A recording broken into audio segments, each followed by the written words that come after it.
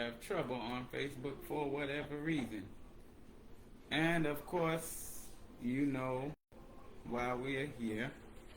Some of you, well, I don't know, TikTok family, if you follow me on Facebook, you will know why we're here tonight. We have been talking over the past, let me see here, make sure. We've been talking over the past day or so about all of this business with regards to my grandmother. Those who are on Facebook, we're live on TikTok as well. And if you are on Facebook and you're going to be a guest, you will have to go to the TikTok page, to the TikTok stream, in order for me to allow you on as a guest. But let me know if you are able to hear all right and all of that good stuff. And we'll get started. Share using the hashtag SCCult. Hashtag SCCult. And I should have put that I should have put that in the title, but it'd be all right. I'll go back and add it later. So if you're gonna be a guest, if you're someone who has a story and you want to tell, you'll need to go to the TikTok page. I did post my TikTok link on the title, and I have a little list of things that we're going to talk about as far as updates to this little situation. And I can see your comments pretty good, but if I miss if you ask a question and I don't get to it, it's because of the fact that I didn't see, was talking, or whatever. So y'all are coming in, share it on TikTok. I see you all coming in as well, and feel free to follow all that good stuff.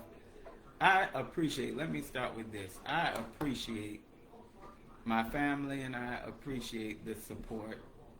Was my grandma there? Yes, my grandma is still there. We went there Saturday and got my mother. And we wanted my grandmother to come as well, but she was so scared that she would not come because of the fact that they have a hold. Gretchen, the TikTok page is DJ Long 971. DJ Long 971 for TikTok. DJ Long 971. All right. So to this Emerson era, yes, Grandma was there, and the people who own the bounce house place are over it. They are part of it. So the individual that's over it is Dwayne Johnson Sr. The individuals that own the bounce house are the man that owns the bounce house business is second in command there. He's like the assistant pastor. Number one invites you to co-host with two other creators. All right, let's see what happens here. All right. Okay.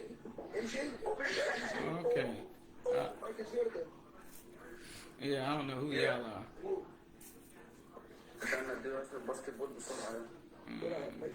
How old do you guys think I am? Okay, I don't know what just happened there. 23. How did I get out of that? Hold on a minute, y'all. I done joined something. I don't know what I done joined. Luxuries of not knowing what I'm doing.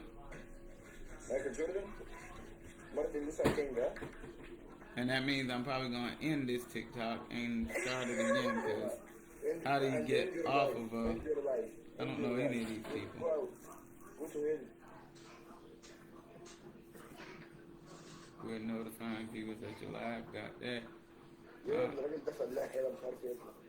Alright, so I don't know what I'm doing here. And that's a problem. Hey, tell my daughter, tell mine to come here, or Cornelius, what do you know about this? Please do not get bound. Yeah.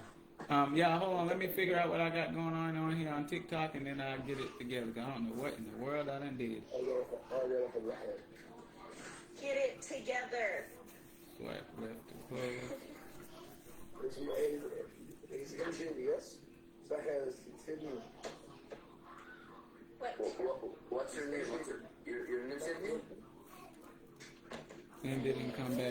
Okay. me. Yeah, that's what I'm gonna do. Yeah. I like this meme. You like to see me? All right, so I'm about to start the TikTok again because I don't have a clue. I don't have a clue what I just did on TikTok. Y'all, I'm sorry, I'm learning all of this. And we'll get to what we're gonna get to as soon as I start this back up. Sorry about that. Learning new things. Now, let me also say, well, I'll say that when I get it started. All right. All right, TikTok is back up. So I was saying, and that causes Joshua is still down there. As a matter of fact, Joshua was commenting earlier. We'll talk about him. I just pinned the TikTok. So that you all can see it. All right. So the first thing I want to say, on behalf of my family and I, we appreciate all of the support. I want to say I am so sorry for all of the ones who have expressed that you have your own stories.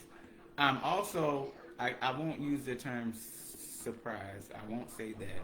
I am shocked that those to whom were not a part of. So there are two categories to how we talk about this. There are some of us who were born. I was born into the church. There are some of us who were a part of it like 24/7. And then there were the others of you that came and went and what have you. I'm surprised to hear so many of the ones that came and went who have these encounters and these experiences. And we'll talk more about that later on. But we appreciate the support, the being heard, the being recognized, the being noticed. The fact that there are those to whom are standing with us and saying that, you know, you can see that we're not making it up, that we're not trying to gaslight, that we're not trying to. It's not even my desire to blow it up for the sake of all of this viral stuff that's happening. That was never the intention, because the fact of the matter is I've been talking about this for years. This is not new. So I did see last night there was this continual question of why are you talking now and what. Well, I didn't just start talking about this. People who follow me on social media will know that I have talked about this for quite some time. I've been very vocal about the fact that they were doing my family wrong. So let's updates. So as you know, Saturday I went and got my mother. Now my mother's doing all right, but I want those of us who believe in prayer and things like that, keep her in prayer, because this is a really brand new normal for my mother. I'm 35 years old and I was born into that church. And so my mother was there before I was born. My mother has been in this for 30 plus years, 35, 36, 37 years, something to that degree. And we moved down here to South Carolina in 1998. That's when all of the crazy controlling stuff happened. But here she is now. Today is day one of a brand new life that she doesn't necessarily make. You know, it's something she dreamed of, something she thought about, hoped for, what have you. I don't know, but whatever. So pray for her in that regard. But she's okay. You know, she's getting through, and we're gonna make sure she's good. So let's talk about my grandmother.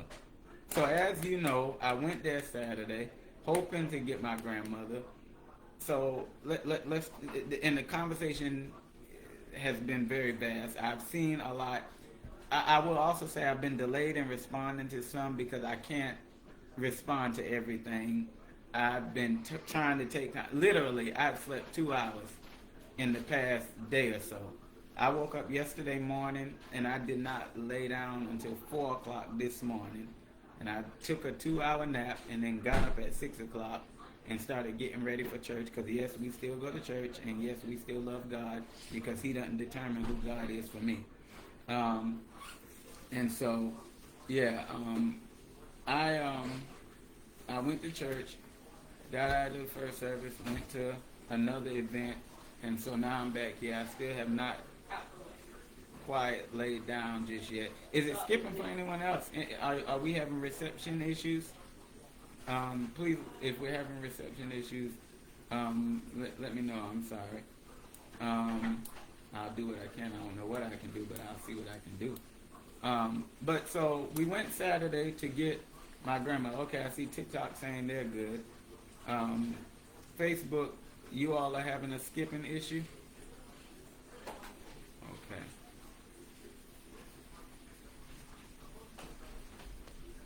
Okay. Okay. It might be a reception issue. Okay, cool. All right. So we went to get my grandmother on Saturday. Now, I fully expected my grandmother to not be okay with leaving because she did not know that my mother was leaving. Because when you get ready to leave the commune, you can't just say, hey, I'm leaving, blah, blah, blah. There's no one over there who left that way. Nobody. If it's anyone, I'm not aware of it because everyone I know of who left had to sneak away. Me being the primary one that I can tell you the story of because I know my experience better than I know anybody else's. So when my mother indicated that she was ready to go, we started kind of putting things together, find out, what our schedules look like in order to get her out of there. So ahead of going, and at this point, this is known information, and it's really going to be known when business opens tomorrow. To all who are asking, did we notify anybody? I filed a report with DSS for elderly abuse on Thursday because I know it takes 24 hours and all of that stuff. Yeah, it is Harriet Tubman type stuff, and I got a whole lot I can say about that too because there are others that I have been instrumental in helping get out of there. I filed a report with DSS on Thursday, and I told them specifically 2 things were going to happen that directly involved my grandmother when we got my mother out if my grandmother chose not to come.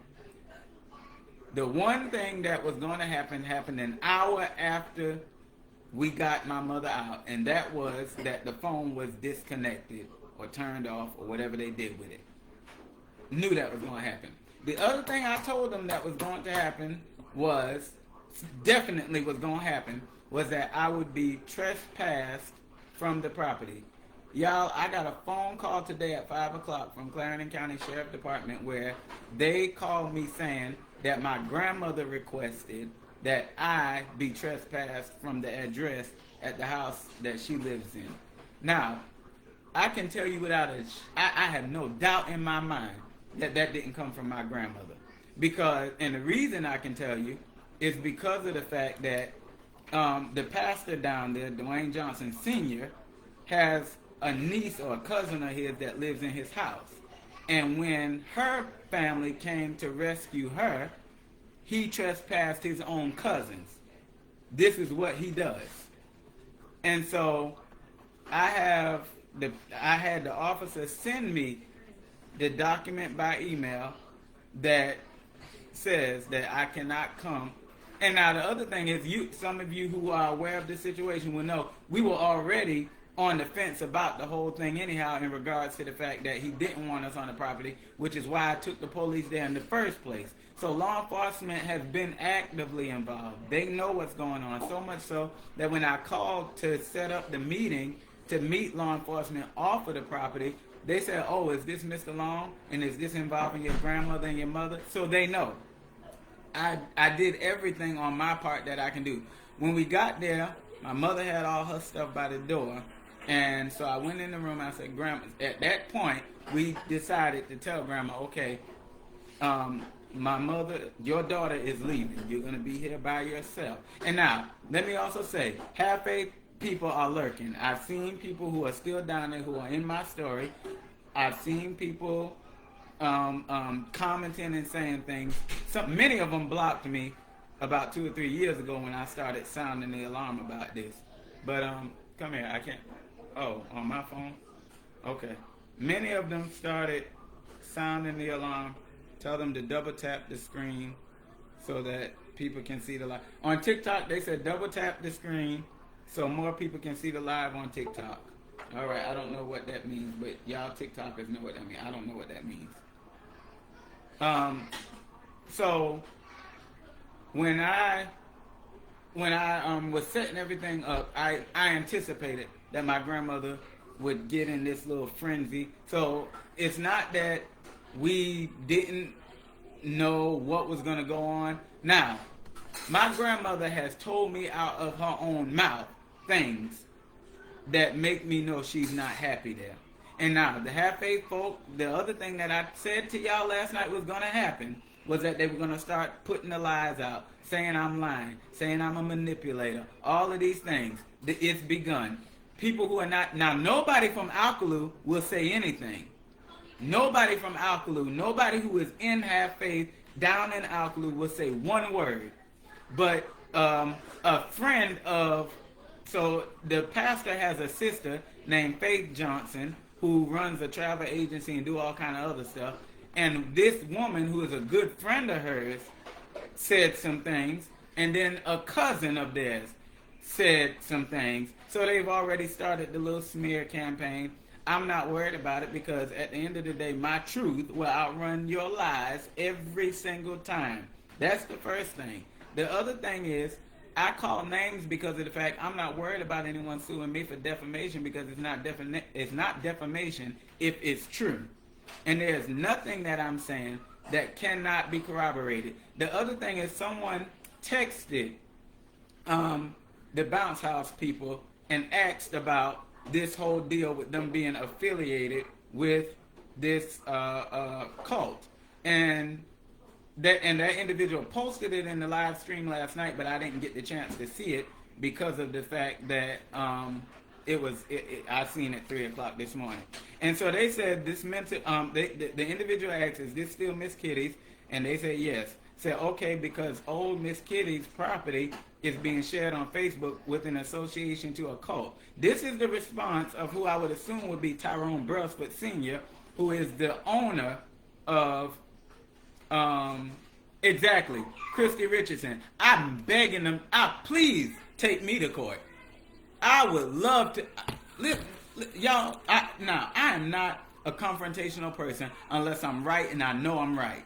And when I'm right and I know I'm right, oh, there's no limit. So at the end of the day, I want to stand in front of a judge and I want to talk. And the other thing is, you're attacking me personally. Gretchen Montgomery said, you're attacking me personally. And she said, too many people can attest to this. So they're attacking me personally. And my thing is, you fussing with me. But what about all the hundreds of people now who have come out with their own stories?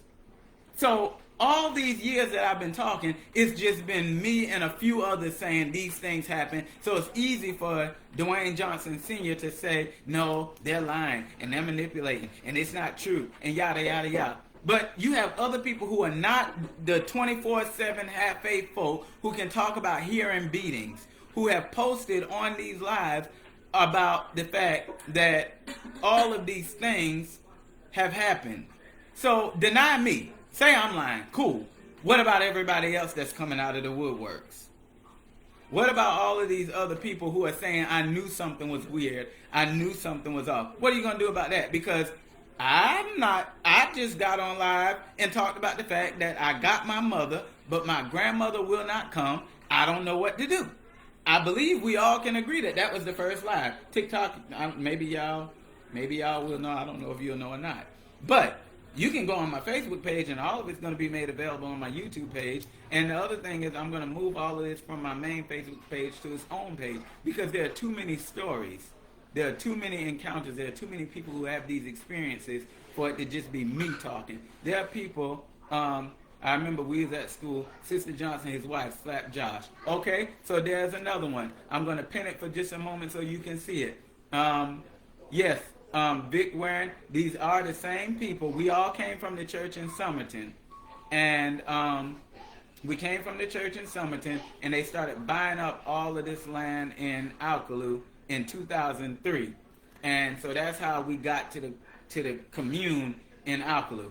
I remember Sister Johnson, his wife, slapped Josh. Okay, this individual who's speaking, I don't know him, and sir, I'm sorry I don't know you, but I can tell you this, he's not one of the people that I grew up with.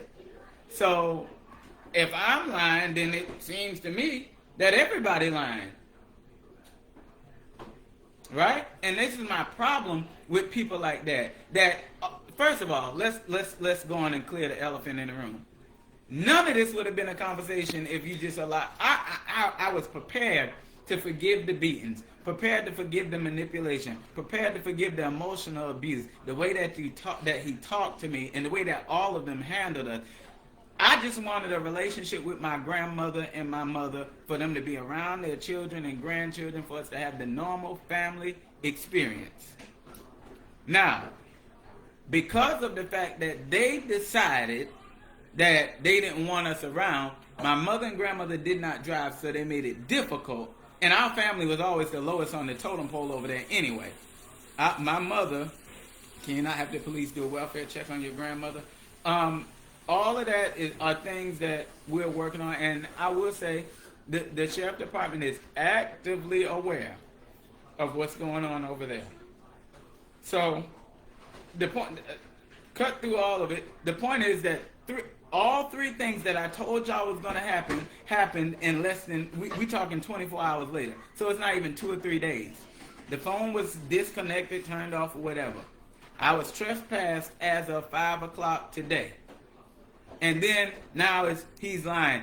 In the Kitty's Bounce House inquiry, I'm assuming this, the person who texted whoever this Kitty's Bounce House representative is, said mentally, and let me also say, because I know someone from Half Faith is watching, you don't get to insult people and can't speak properly. Do something about that, because the grammar in this text is terrible. So I'm going to read it the way you typed it, and then I'm going to correct it for what it should have said. It said, mental ill young man did that. I heard HERD about it. I don't follow up on crazy stuff like that. Well, sir, ma'am, whoever, it was supposed to say, a mentally ill young man did that, period. I should have been capitalized, but you have it lowercase. I heard it spelled HEARD about it. I don't follow up on crazy stuff like that. Let me first say this. So was they sex trafficking? Boosie Boo, I can't say that because I don't know that to be the case. What I can say is, at this point, I don't personally say what happened or didn't happen anymore. I don't say that anymore. So I just, I know people have their own stories, and I allow people to tell the stories. Okay, so they're reporting back then. I don't know what all that means. Yeah, TikTok, I'm so sorry, I don't know what half this stuff means. I can read your question and answer them, but I don't know what some of this stuff means. Dejon Matt Weston, he doesn't remember you because he was... Yes, anyone who came around after 2010, I won't know you because I was gone by then. I left in December of 2009. How many kids go there? The school doesn't exist anymore. In theory, they have a sign up and they say they have a school. They don't have a school anymore. They have a glorified daycare because they graduated everybody early with diplomas that don't work. And someone contacted me today talking about that we were listed as homeschool children, which is why the diplomas don't have seals on them. And so all of this stuff is just, it's been ongoing, and it's been for years.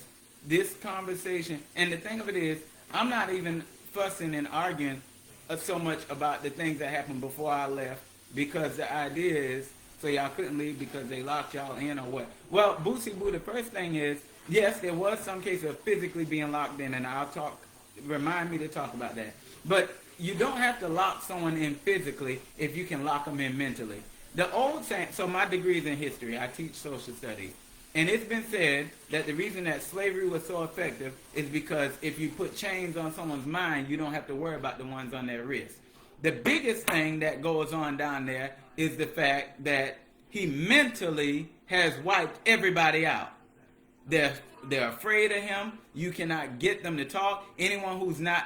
It was so severe that if a car pulled up on a property that wasn't normal, Ella Brayford, who acted as security, would go check it out to make sure it ain't somebody trying to get them, because at the time he owed Paul Burke all this money, who he bought the land from, and they would and so let me go on and talk about the cousin who was stupid enough to get on my live talking about if you are not on my live, on the post, saying if you have all these allegations, where's the proof? The proof is in everybody that's telling their story. But let me also talk about the fact that your cousin got over on you, because your cousin put a house in your name and the house got foreclosed on and y'all lost it.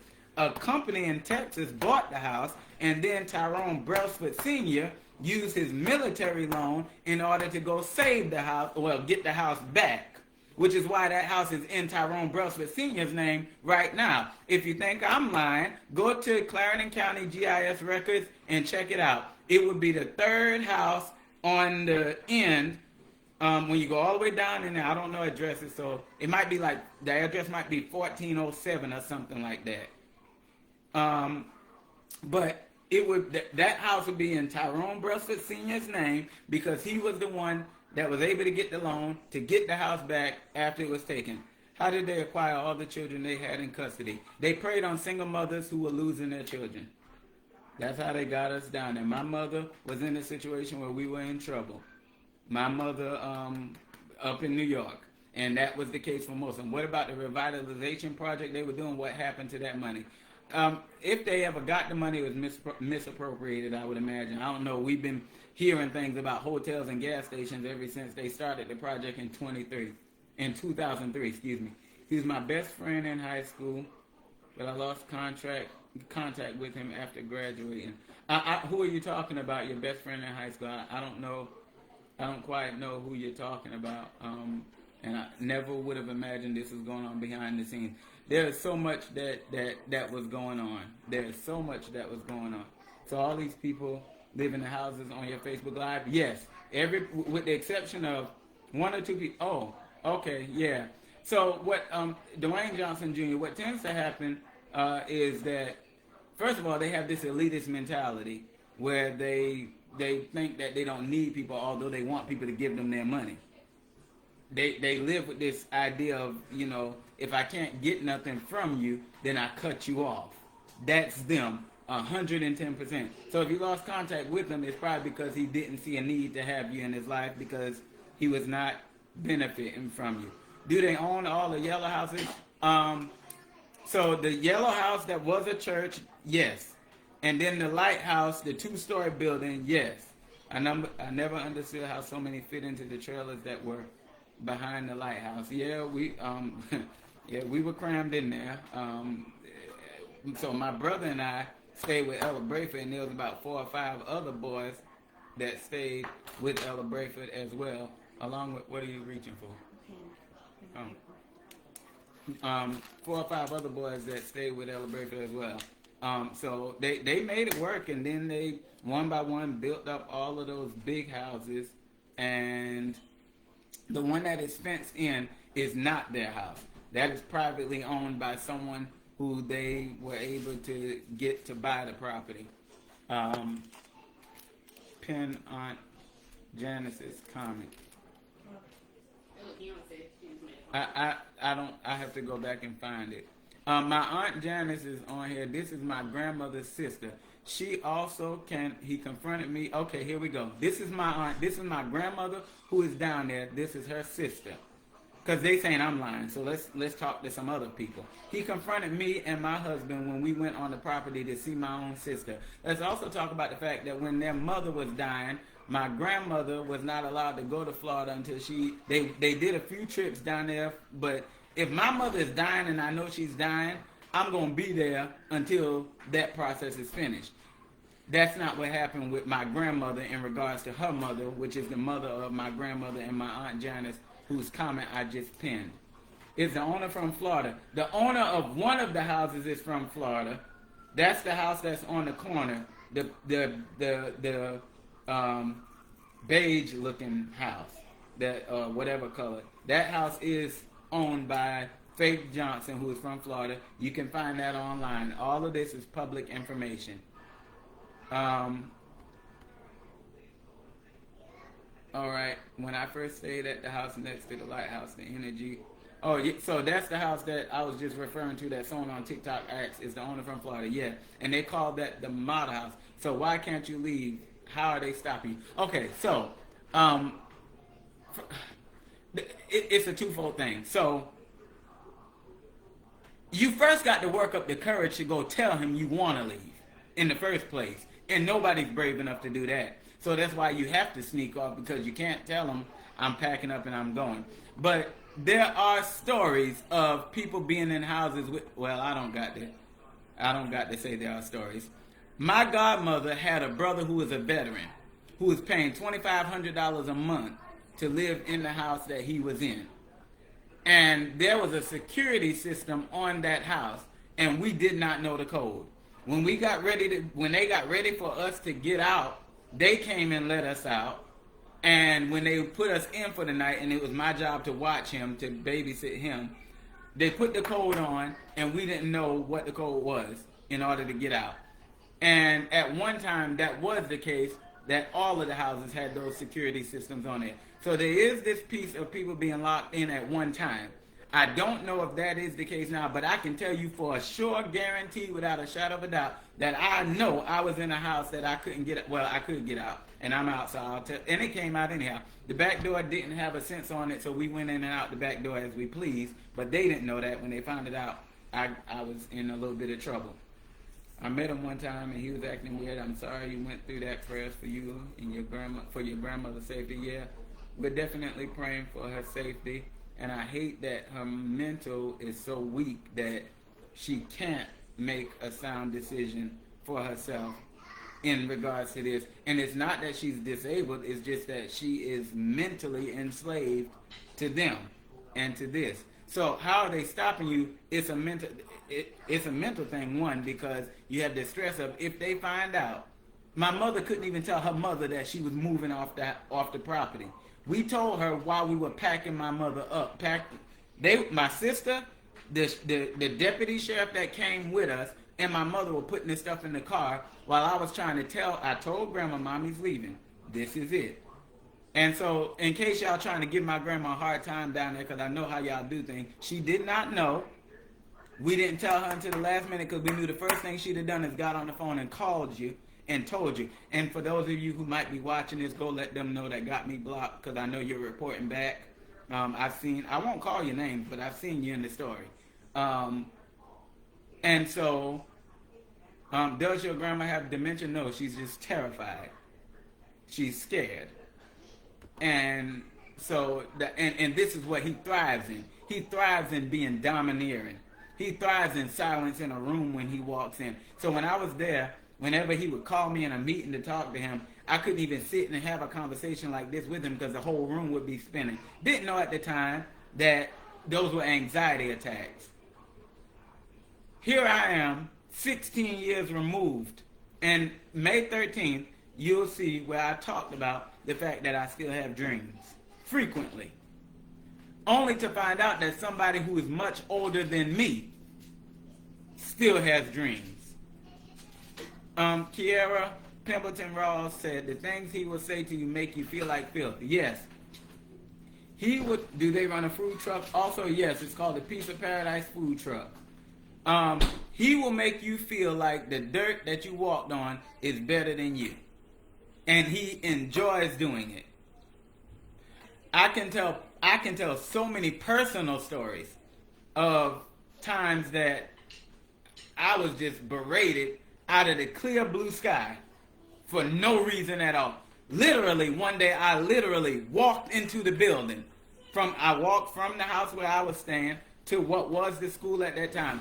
Walked in the building. He was fussing with the young man that is now married to his daughter about something. None of y'all are going to USC. None of y'all are going to USC. And as I walked in, he said, because this knucklehead messed it up for all of y'all. Because at that point, I had been kicked out of school. Now, I had nothing to do with the conversation. I had not one thing to do with it. I was literally just walked in. But whenever he's in a rage, whenever he's in a rant, whoever wants it can get it. And you could be an adult, child, man, woman, boy, girl, don't matter. Tijon Conyers, definitely a fast talker. When I met him, God told me he was a Moses and a Pied Piper. He would sell ice to an Eskimo. So his most recent irritation with me was that I think I said this last night. I own my church because my grandmother bought and paid off. Not the grandma that's there. This is my great-grandparents who started the ministry that I now lead. My grandmother bought that church and paid it off. And when she died, I succeeded from her. I was the one next in line for the church. My home in Florence, my wife and I bought and paid that house off. He found out my property was paid off and wanted me to sign my property over to him. And when he realized that it wasn't going to happen, yeah, he's still around, but he runs back and forth from New York to Florida. He's very much still around, though. He's in New York right now. All right. When he found out I was not going to sign my property over to him, he cut communication with my mother and grandmother again. Michael Blandon, I thought, I'm not going to, I'm, because he made a B on a test. Yeah, that his son used to act the same way at school. Yeah, they're elitist. They're very elitist. They think that the sun rises and shines on them. Everything is about the Johnson sharing a story about. That's AI summarizing what we're talking about. Bless TikTok's dear darling heart. And so that's where things are. Y'all have been already asking questions. Now, I know that there was some that wanted to talk and tell your own stories. You have to come on TikTok for that. And if you are already on TikTok, is the law scared of them? Oh, that's a funny question. If you want to be a guest, go to TikTok, and when I see you, I'll invite you to be a guest so you can tell your story yourself. I don't want to say the law is scared of them. I think that, yes, they do. Well, my sister answered that. I think that it's a complicated situation that nobody seems to be very interested in digging into. I don't think the law is scared of them, Amos and Era. I think it's just that they don't. Oh, Lord, help me, Jesus. To dig into this would start to pull at a lot of other stuff in Manning. And I don't want to. My sole focus in this conversation is to talk about my experience with Dwayne Johnson and those who are there in Alhu. I don't want to indict anybody else who was around who may not have known the fullness, but it's an ugly situation. It's a sticky situation. It's a tragic situation.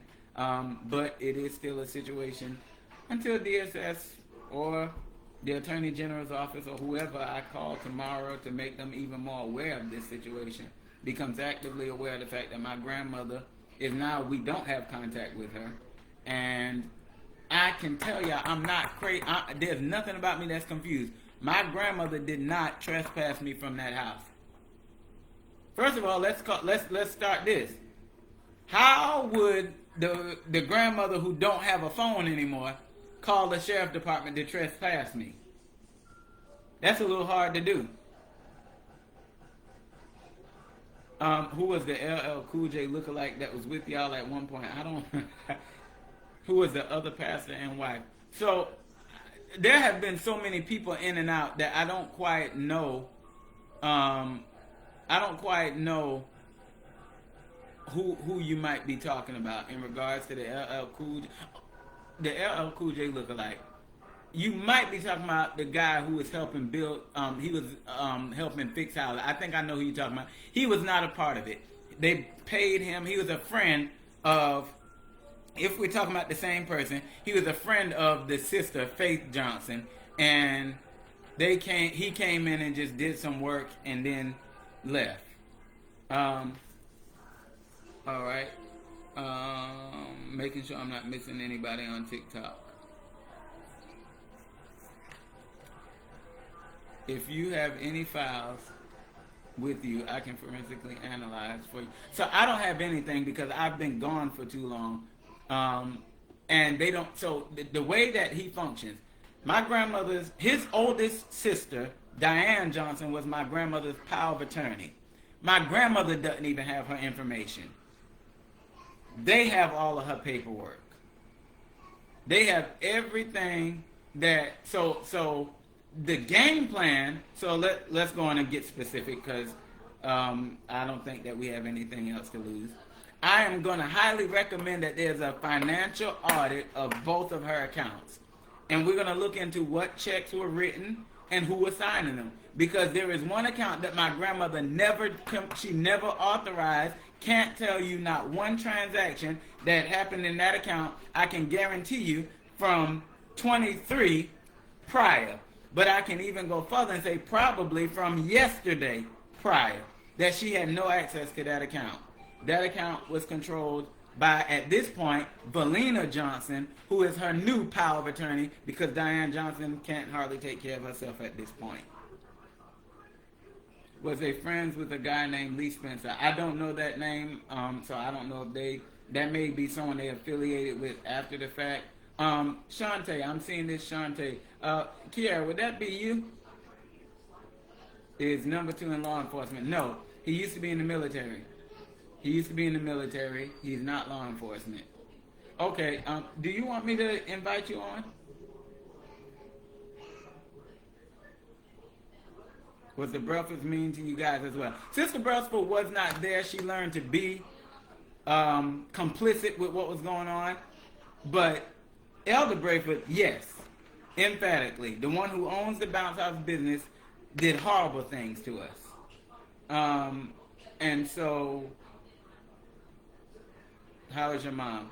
My mom is on day 1 of a new life, and she's doing pretty good. So, Elder Brayford is the assistant pastor, and is one of them worst. Is one of the worst. Yeah. Like. So, Quasima Scott, you asked, what about Mrs. Pass Brelsford? Okay, I'm gonna add you, and then we'll give you the opportunity to let me see here. How do I do this?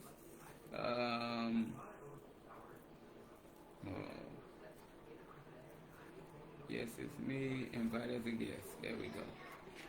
All right, the invitation was sent for you to join as a guest. All right. So, those of you who are on Facebook, you might be able to hear this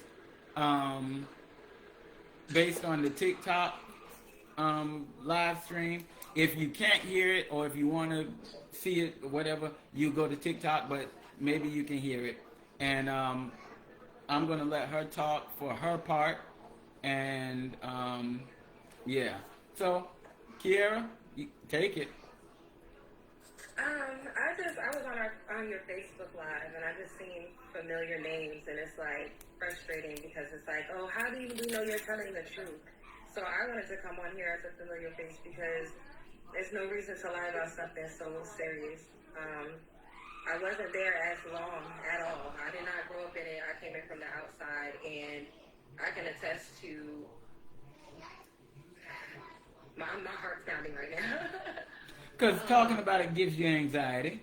It does. Remembering gives you anxiety. Going there gives you anxiety. Yeah. Go ahead. Like, I try not to even pass that direction because of the memories and things, down to like our conversation earlier about how a lot of you guys were kept from me because I came from the outside, but the way that he made me feel so dirty and disgusting and beneath everyone who was around, especially like I brought up the DC situation. Like, we were all young, so when the kids came to my room, like, we were just talking, hanging out. There was no problems, and when I got talked to, I wanted to leave. I called my mom. I tried to get my mom to come get me from DC. I cannot remember word from word everything that happened. I remember people getting in trouble, someone getting in trouble when we rehearsed, everything getting dead quiet when that man walked in. Yep.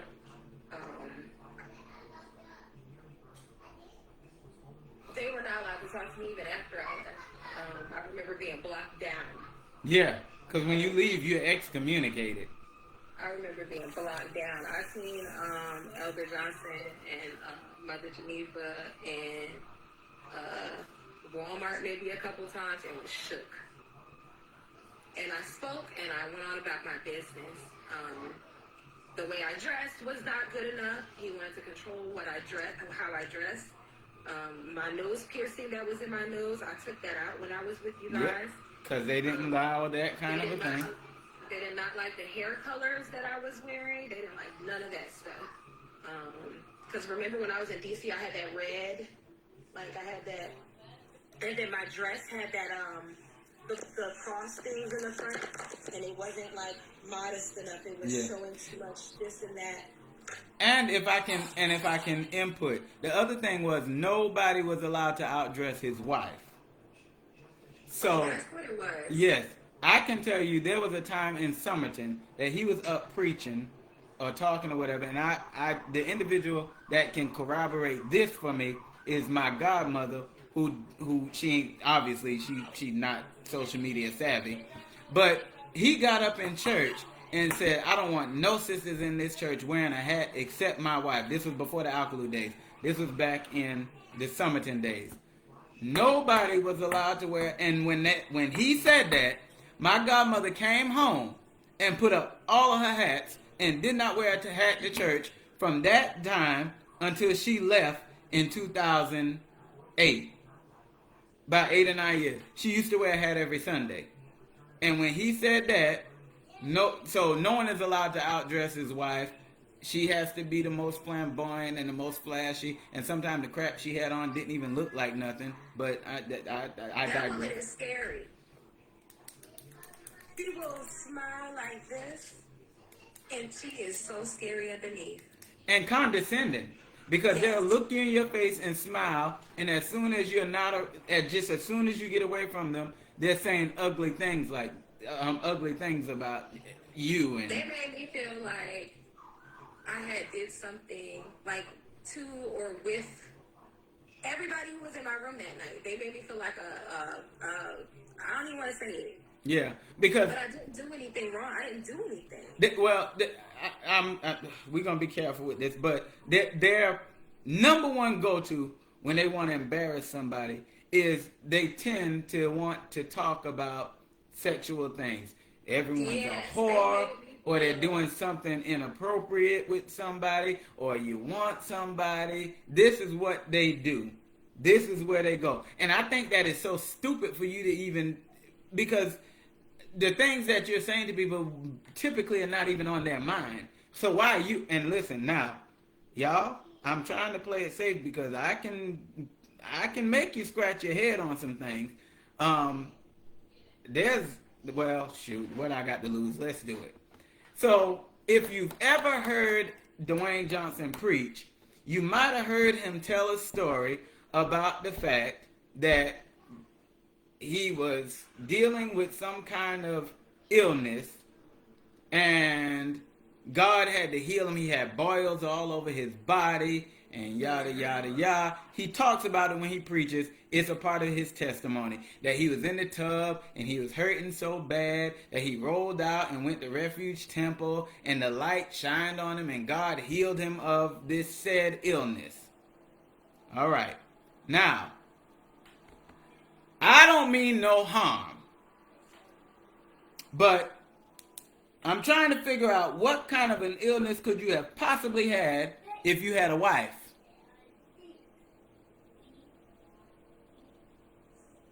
Because the other thing is, I won't get into what the rumor is, but there's a rumor that there's another situation there in regards to him.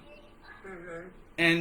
And there are things that have been said from someone that I know personally, and now in this regard I won't call names, but I know enough about it to make me scratch my head. You saying that you was married, and he prides himself on preaching, be a virgin when you get married. Me and my wife did it right. I'm not even going to get into that because that's a lie. You and your wife got married because she was pregnant with your son. And then, I'm going to leave it alone. I won't bother that piece of it. But you have this illness. No, Refuge Temple in St. Stephen is connected to Refuge Temple in New York, which is where he was before he came to the church. And now, again, I beg y'all to put a piece of paperwork on me talking about you suing me, because I'm telling you there's going to be a countersuit. You just go on and prepare your life for it. There'll be a new owner for everything in Alkalu. But you are talking about we did it right, and I'm not going to go into the fullness of what I can go into with that, because I don't want to indict people who know things that they're not supposed to know. But the fact of the matter is, even some of these people that are getting married because of the fact that they had situations going on that we needed to fix. So please, miss me with the whole pious, everyone who is here is living right, and everyone who is here is doing what we supposed to do, and all of those who are left are cursed, and they gonna die, and they ain't doing nothing right, and ain't nothing good happening for them. Let me help us understand. Life happens to everybody, and you're not cursed because life happens. God's not judging you because life happens. Because the reason why Day and Alkalu don't know how to function in the real world is because anytime there's a situation or an issue, he runs to the rescue and saves them. So put them out. If that whole compound was to get shut down today, most of them would sink because they ain't never learned how to swim. Yeah, he controls everything. He is their hero. He is their God. Why did they move from Somerton to Alkalu? Ooh, that's a loaded question. I don't know. Why is it always the cult leaders that are DL? That's not the wrong word. Please, that's not what I'm saying about the man. Good Lord, that's terrible. Oh boy. Why did he move from Somerton to Alkalu? Okay. So remember I told you all last night who were on. His father started the church. Now his father was nothing like him. His father built the church in South Carolina, left some people in charge of the church, went to New York, built a thriving ministry in New York. When you look up the property in Somerton, that property is, from what I understand, it's split up between a number of people. And so he couldn't do what he wanted to do with that property. So he went to Alkalu in order to buy a property that he could run and that he could do, treat it like he will, do whatever he want to do. He fixes it up as, if you go to the website, all right, let's do it that way so that I can be okay. I'm okay either way it go. But if you go to the website, well, let's quote the website directly. Because, they can block me from their Facebook pages. They can't block me from the website. On the website, there's a whole blurb about God showing him all of this land and yada, yada, yada. It's on the first page, on the home page. Over 17 years ago, God showed Bishop D.J.L. Johnson, CEO of Half Faith Community Development Corporation, a 501c3, acres and acres of land. So somebody rode through Alkalu, seen the Georgia Pacific building for sale. They bought that. Oh, I'll give you the website. I'll put it right in here for you. You can go check it out for yourself. It's my pleasure. That way you can see for yourself what's going on in regards to what they promote, and then juxtapose it to what I'm telling you. But okay, I don't know if Kiara meant to get off or not, but yeah. So that's how we wound up getting from Somerton to Alkalu.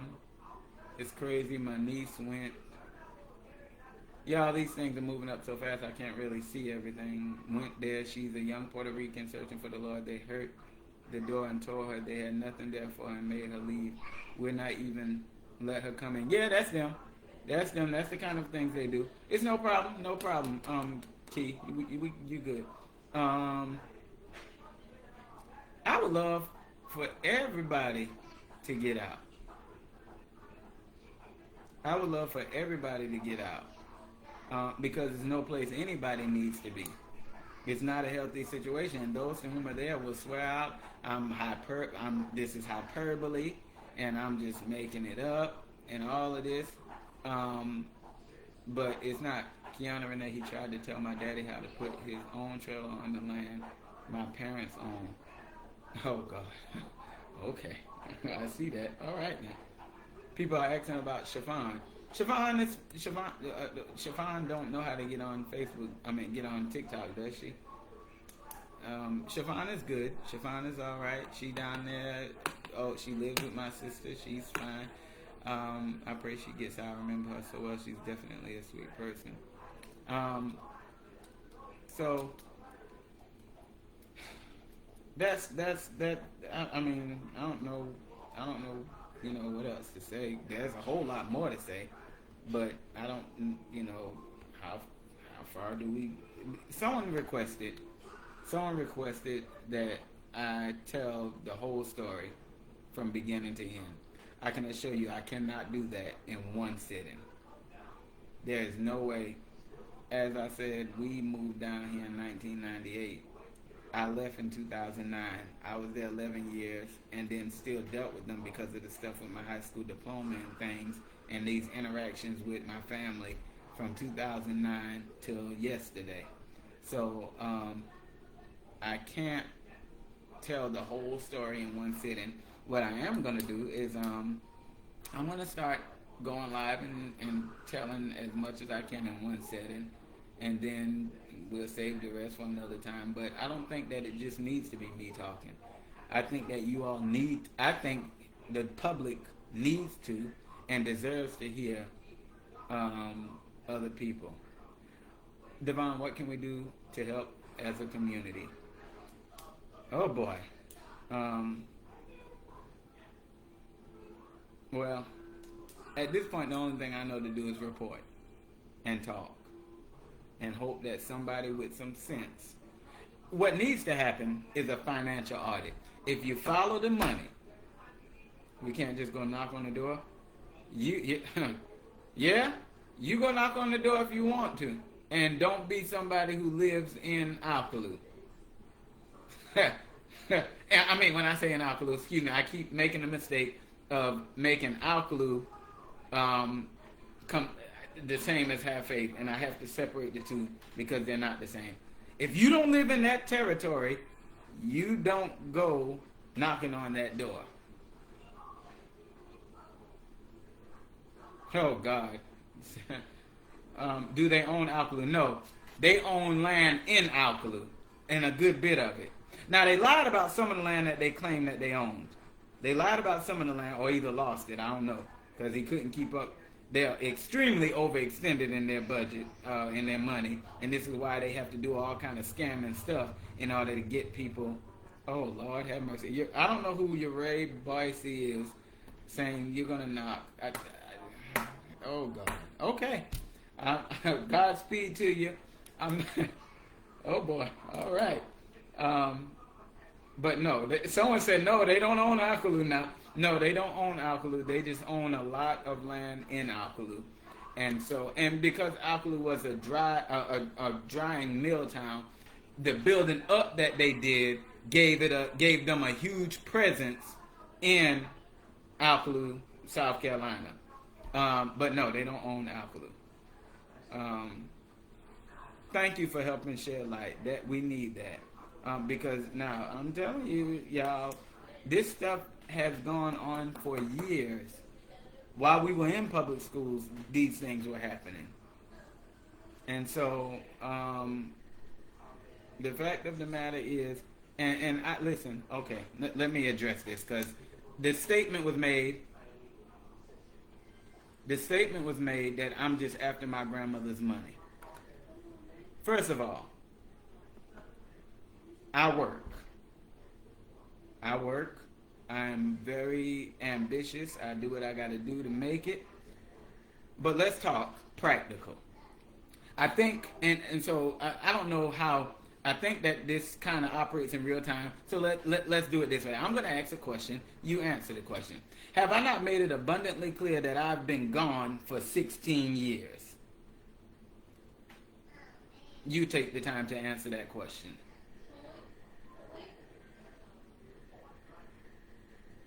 Thank you. TikTok says I've made it abundantly clear that I've been gone for 16 years. I'm seeing Facebook. Okay. Now, I've also made it abundantly clear that the church controls my grandmother's money. I think did I make it abundantly clear that the church controls the money? I think I did. All right. If in 16 years that I've been gone, the church has controlled her money, meaning I've had no access to it, someone please tell me why I need it now. I own a home. The church that I have is paid off. That's about 4 acres of land right there. And for the sake I was so after her money, you were over here after my property. Not only that, let's go. Since I'm after her money, because this is the stuff that pisses me off with them.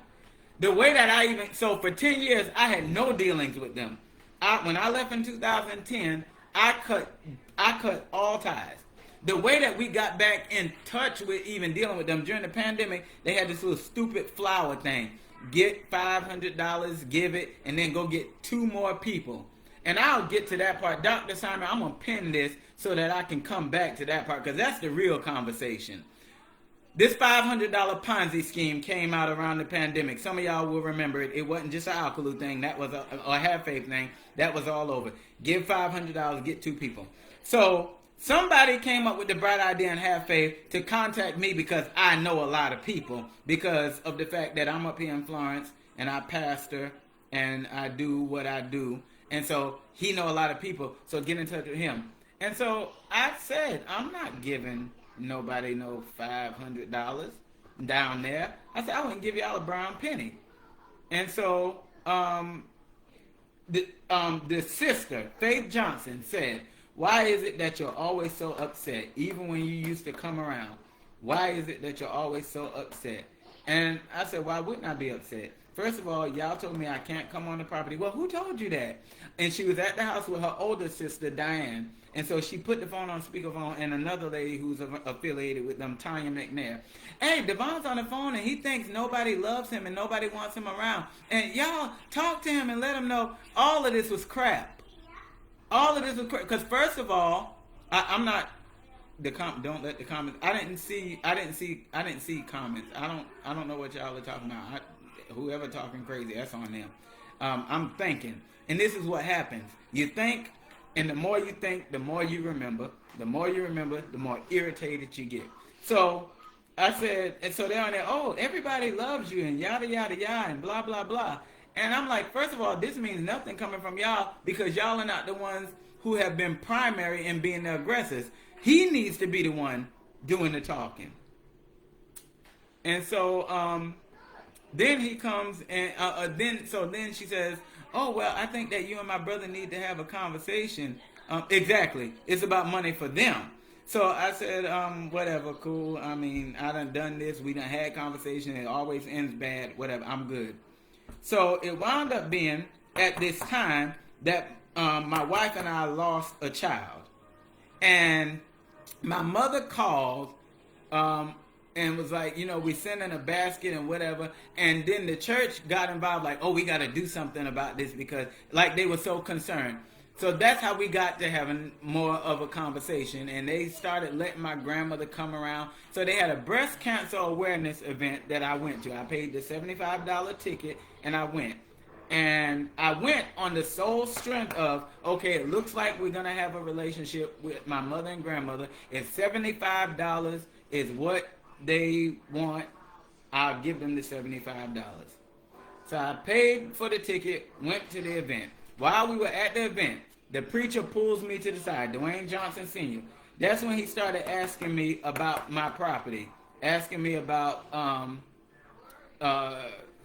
someone needs to interview the Johnsons. Good luck getting an interview with the Johnsons. They don't go on camera unless they get to talk about getting money. That if they want to interview them about getting money, they'll talk about that. But good luck getting an interview for anything else. It's interesting that I told you two people commented, but nobody from. I wonder where that breast cancer money went. Spent.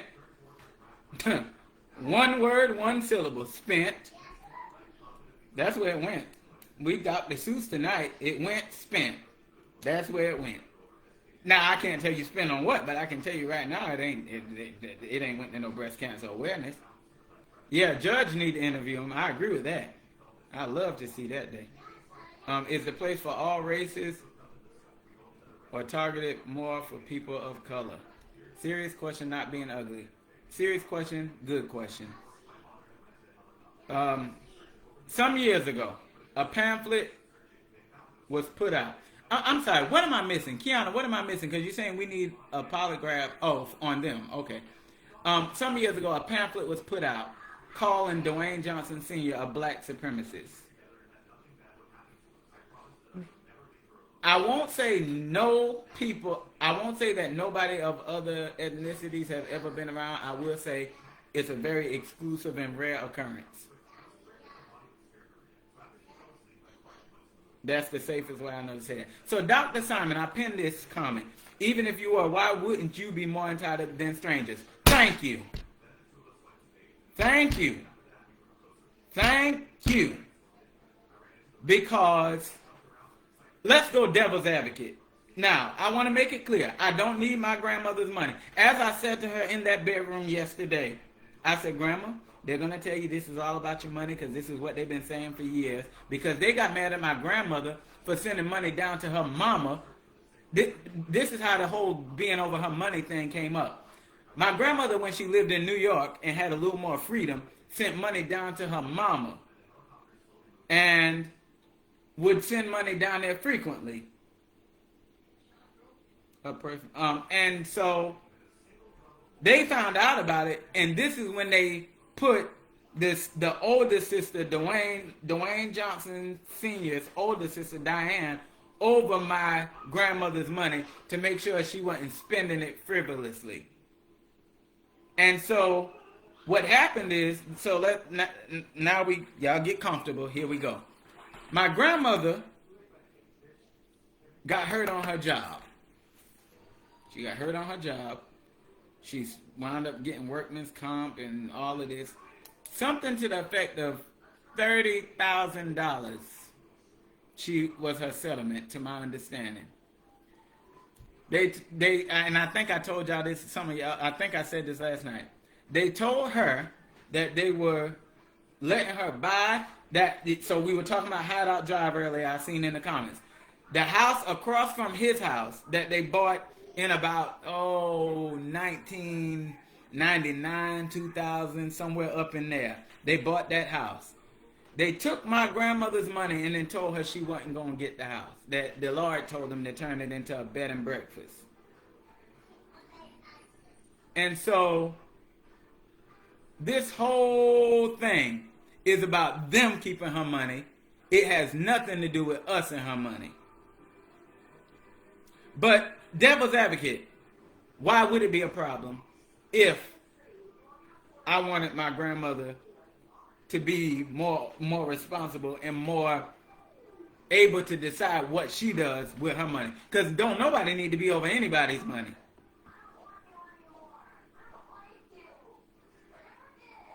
Listen, so what's the end game here? What is it that I would like to see happen? I ain't gonna say, I ain't even gonna go as far as nobody in jail and all that. That'll happen organically if what I want to happen happens. They were supposed to open a bus stop station whenever they got here, and that never happened. Bless God, I ain't even know about that. Lord have mercy. What I want to happen is I want a financial audit of every dime that has ever been donated to Have Faith, and every dime of every account for every elderly person that has ever been there, living or dead, and for every disabled person. Financial audit. That's what I want to see happen. Because I am convinced that the financial audit will solve all of this. And we'll all see what this conversation is about. And we'll all see, what road is the house on? Yeah, Cooter Creek, all of the houses. Oh, jail time is definitely going to happen as soon as the IRS or whoever audits these jokers. Because, okay, so, at one time, I talked about the cars. I talked about yesterday washing his cars and his wife's cars. Washing him and his wife's car every morning. We talked about that yesterday. Those cars were rental cars from Hertz. He had some deal with Hertz where he rented these luxury cars. After I left, it went from just him and his wife having cars to him, his wife, and about 3 or 4 others. About 3 or 4 years ago, I heard that Hertz contacted them and said, if you don't turn our cars in, we're going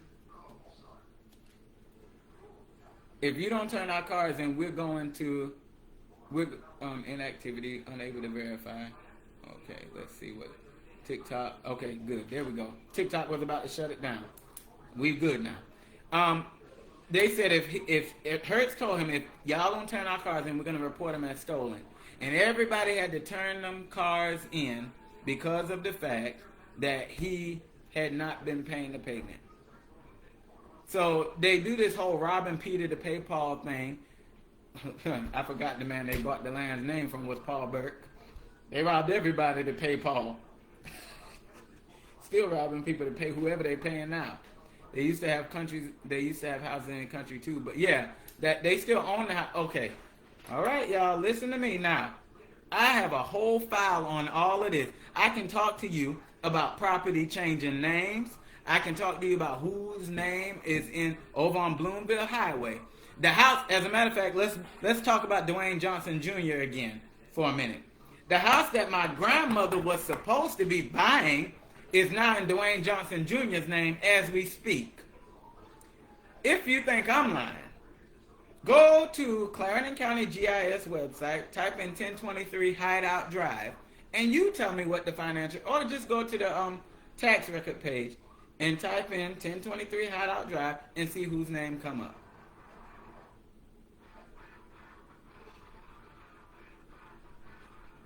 And so I have no reason to lie on this man or those people.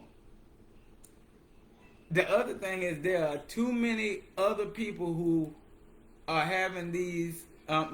These is her house as big as the one. Oh yes, the one as soon as you pull in, and all of the ones down the street, they built them. I think all of them are 7 bedrooms. They're all mansion style, with the exception of the one that's privately owned, which it is still the same size. Okay, so those never mind. I won't get into it. Those houses are prefab houses. They're modular homes. They came in on trailers, and they took them off the wheels and put them on blocks, and then built the inside out. So that's how they were able to build so many of them so fast. But yeah, all of them are built practically the same way, and all of them are 7 bedrooms. I never forget one of the churches in Bloomville community had a play. Pastor Johnson got up, and I'm trying to touch the screen, and it's not a touch screen, and said he's going to build a bowling alley and a movie theater and put it in Manning. This was 20 years ago. Yeah. That all of them lies been being told for years. Bowling alley, movie theater, gas station, hotels. From what I've seen recently, tiny homes, and all of them have problems with the plumbing upstairs. Yeah, because they rush through getting them houses built so that they can get them approved, go take the equity out of them in order to do something else crooked with it, because he stood up in church and preached about doing it. So they rush through getting them put up so that they can get them approved, so that it's her house is big. My husband, Matthew Green, lived on Hideout when I met him. Yes, he actually lived on the land right next to the house where Ella Johnson lived on Hideout. That was their home and their territory.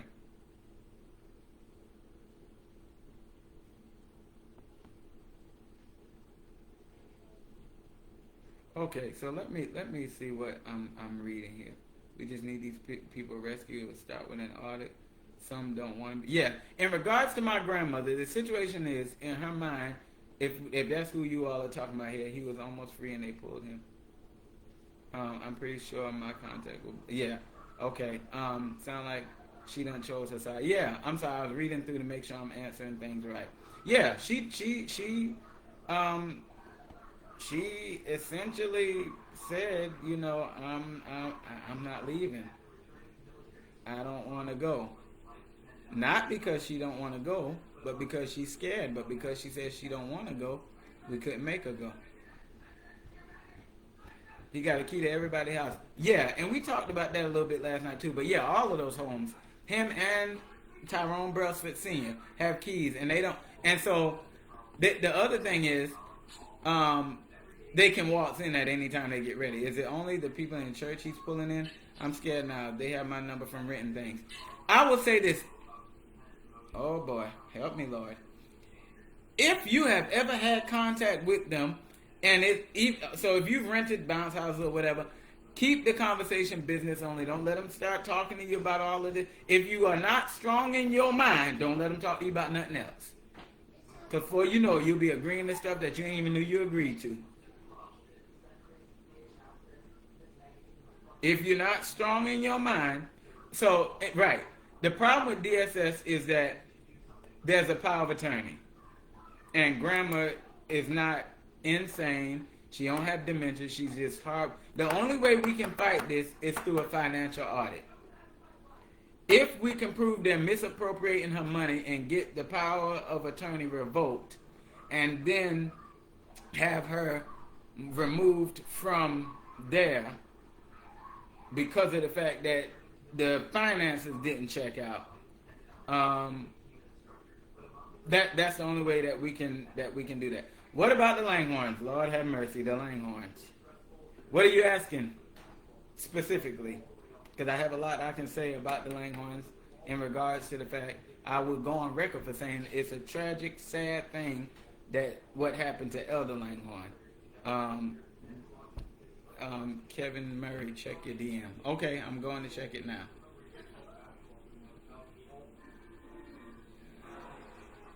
Yes and amen. Still is.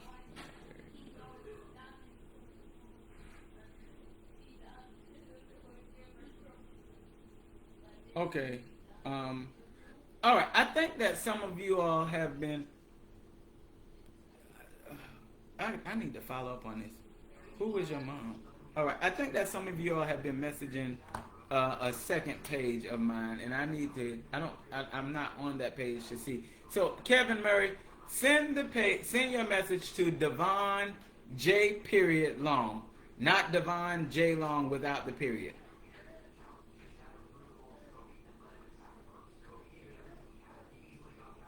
I'm so sad about. It's so sad what happened. Yeah, and it's interesting that now I won't use the term good. I'll use the term good very sparingly. Because all of these people were complicit when they had their minds. All of them. I hate what happened to Elder Langhorn. Thank you. Yes, Deidre. Not if, when. So I'm caught. Have faith, people. Y'all are on. God bless you if you are. I'm telling you now, I'm calling Bank of America. And I'm gonna all but demand that they audit that account where her pension is going. I'm also calling the pension people to let them know that she does not live in New York. She lives in South Carolina. Because you were dumb enough to have her trespass me from a South Carolina address. How stupid is that? How can she trespass me from a house that she doesn't live in? How can she live in that house and trespass me if she lives in New York? But you want it to say that she lives in New York so that the New York cost of living pay rate.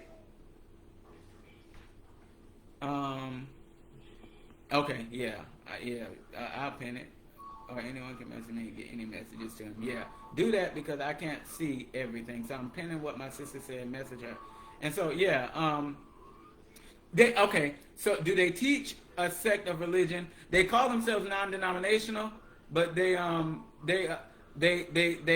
teach what they call apostles' doctrine. I don't quite know how old he is, but he's not.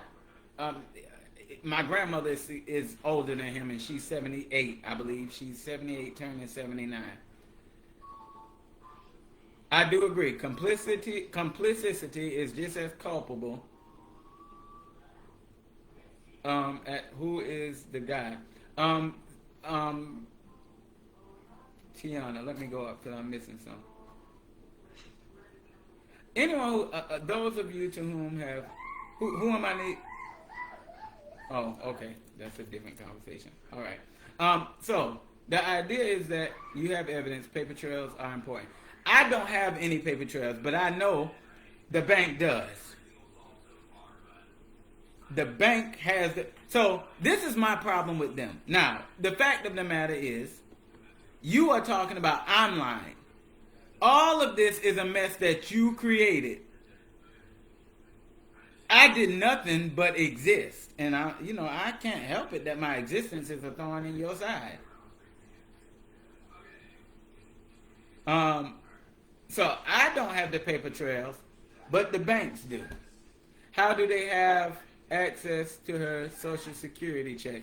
They have access to all of her bank accounts where these checks are deposited because they take access. They mandate that every account that has ever been opened over there by anybody that is considered less than has the name of somebody who is considered more than.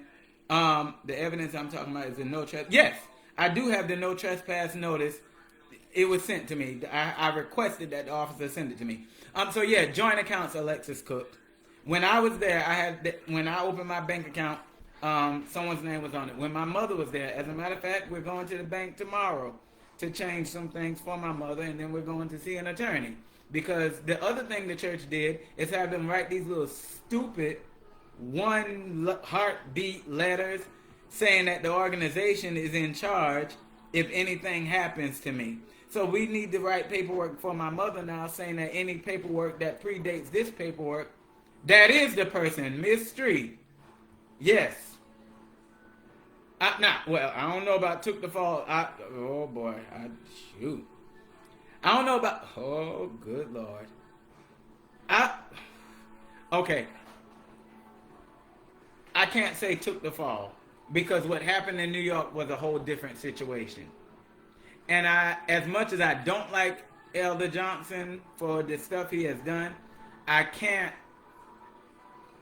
say, well, oh shoot. He was not involved when that happened in the beginning, but he got involved at the end is my understanding. So, yes, there is a situation in New York, and you can Google and find everything you need to know about that situation with the embezzlement in New York and all of that. Now, it's interesting to note that that same person spent a lot of years as the program director in Alcaloo, South Carolina, even though you were in some trouble about embezzling money in another situation and in another construct. They wrote so my sister says they wrote the one heartbeat letters because they had trouble with an older lady's burial and her family raised hell about it. And so, yeah, okay.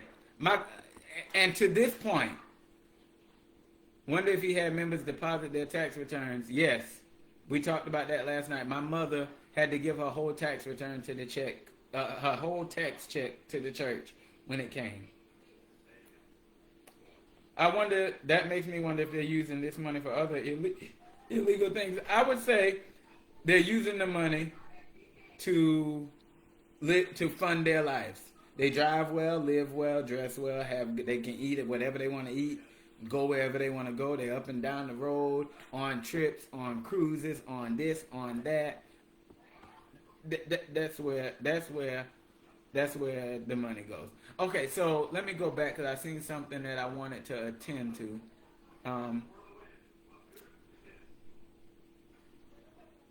No, Kiana. He's not. I don't think he might be early 60s. I don't think he in no 70s. He ain't that old. Because grandma's significantly older than him. Check out financial aid money. I used to work at a call center for Bank of America, and it is so easy to get into anyone's account. And like, they don't even got to fight hard to get into her account because they have her they have power of attorney, and their name is on the account. And so they have just as much jurisdiction over the account as she does. Mom gave up her whole workers' compensation. Yes, my mother did. I was on Google last night, but that did. Shannon Flynn, once you start digging, I have sat up on my computer all night at times finding things out. Yeah, I heard that individual. Yeah, okay, Lord help me. Yeah, y'all are getting very real. My husband worked 3 jobs. Yeah, that's true. He did work 3 jobs.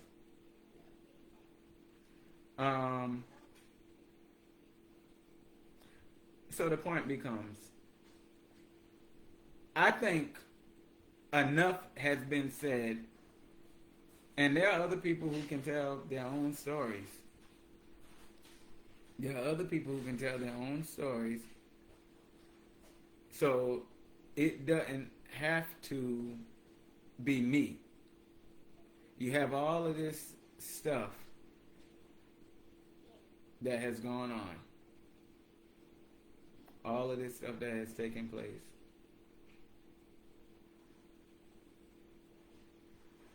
So Social Security does not allow a check to go into an account with a power of attorney. All I can tell you, my grandmother's Social Security check goes to Wells Fargo. That pension check goes to Bank of America. I don't know what construct or relationship they have with the banks or whatever. I do know there's a power of attorney order. I know that for sure. And I do know that there's a Wells Fargo account and there's a Bank of America account. Those three things I can tell you without a shadow of a doubt. And Austin, Camilla, yeah. Now that my mother is out, we're able to let her talk so that she can corroborate that there's some things going on that are not supposed to happen. And I'm hoping that because that's her, and my mother is my grandmother's only daughter. But anyone with power of attorney has access to that person's account, can be a co-signer and have a debit card. Yeah. But in regards to this Bank of America account, my grandmother doesn't even have a debit card. She doesn't even know the account number. She doesn't even know the balance on that account. Why does he focus on helping abused women and children and female veterans out of Florida or New York to bring them to Alkalu? This whole thing, even before the Alkalu days, was built on helping single mothers. What he failed to tell you is when he got the single mothers down here, he beat the living Hades out of the children. That he slapped my sister in the face so hard one time that he left his handprint in her face. My text messaging? I don't know. One person did, but I don't know. And what they failed to mention is that when he gets them down here, he locks them in and talks to them like dogs. Right?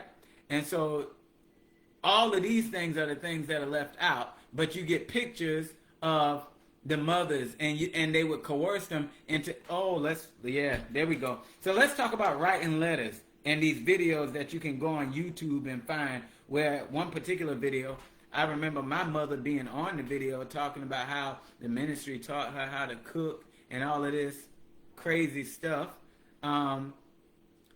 We used to be told to sit down and write letters to the stars, write letters to Tyler Perry, write letters to Oprah Winfrey, write letters to this one and that one, because we need Alkalu funded. We need this built up. We got to do this. We got to do that. And whenever anyone would get in trouble, I know, so if anything ever comes out that was written by me, I can tell you for sure I was made one time to write a letter talking about what the church did for me. Because he loves people who would get up and talk about, I just needed this ministry so much because my life was so terrible without it. And before it, everything was going down and my life was going to hell. And I just didn't know what I was going to do. And I didn't know whether I was coming or going. And oh my God, just the whole regalia. He wants you to be able to talk about how terrible your life was before him. And how coming to the ministry just, it's almost like one of those commercials. I downloaded Checking the Cash and I had $5,000 in my account the next day. It's almost that kind of a vibe. Everything turned around when I came into that. They love that. So you will go anywhere you can go and find those videos to no end. They're on YouTube. Well, maybe now that I'm saying this, they'll go pull them down. But they're out there. Testimonials as to how the ministry was such a... an individual said to me on posted and said, this ministry was nothing but a help to you. my hip is 1 inch higher on the right side than it is the left side. And the chiropractor that discovered that told me the only way that can happen is through severe trauma. Yes, the savior mentality.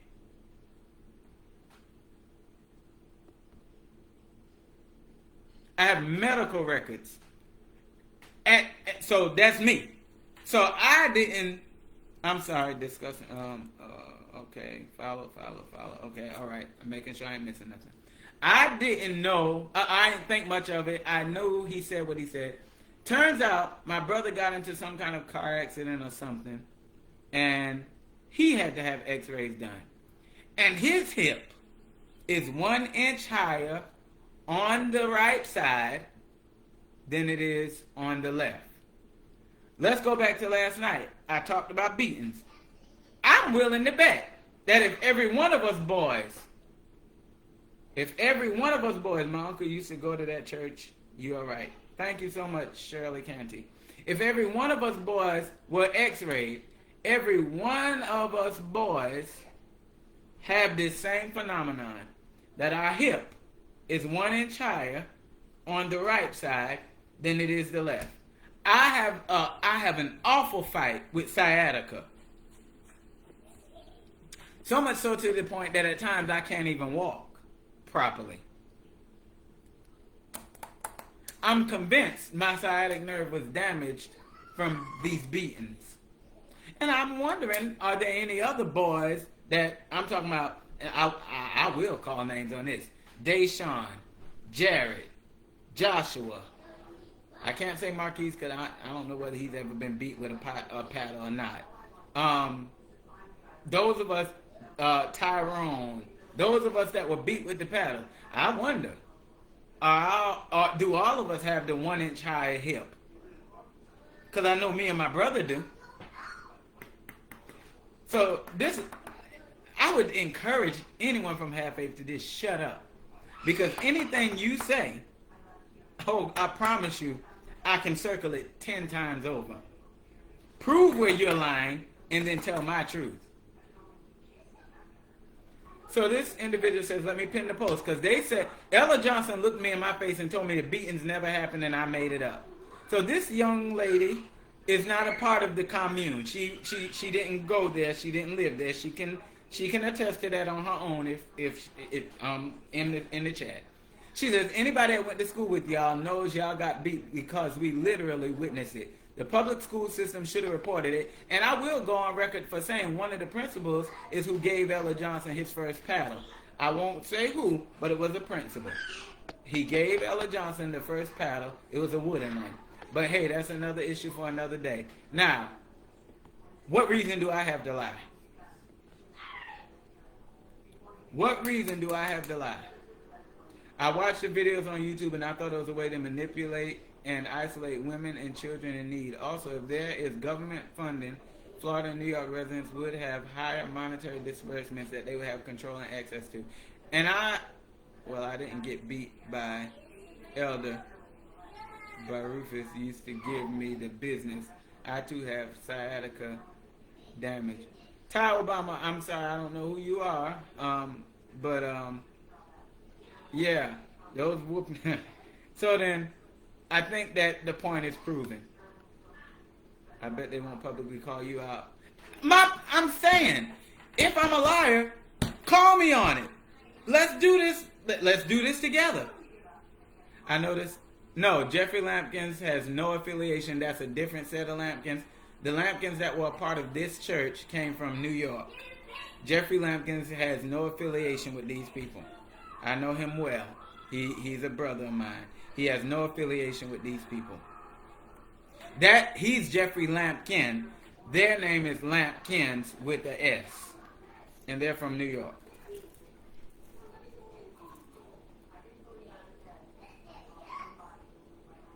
But yeah, Boosie Boo, I don't know, yeah. We talked about this last night, and I took the time to describe the whoopings so that y'all can see that it's too intense for me to make it up. But they will swear out, I'm making it up. And this stuff didn't happen. And it's just something the devil put in my mind to keep me walking in unforgiveness.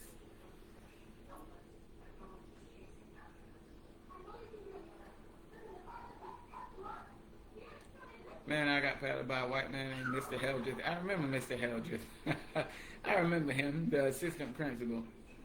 Can you answer my question? I know you're getting a lot of comments. Please tell me what your question was again. I didn't see it. I will gladly answer it. I didn't see it. If you got it, go back to it and pin it or reply to it so it'll come back up. Who would take time from their family, work, or peace to make something like this up? Thank you. Yeah, once they tried to change the way I dress, my parents said no. Yeah, and this is what they specialize in, telling people how to live, how to exist, how to function, what to do, what to say. Every facet of your life is controlled by them. Nika Joyner, how are you doing? That's another one of the classmates. Welcome to the conversation. We're talking about the folk up the road down there. Aniki Moreno, where did this whole thing? Oh, okay, all right. So let me unpin this and let me go pin that so I can make sure I'm answering.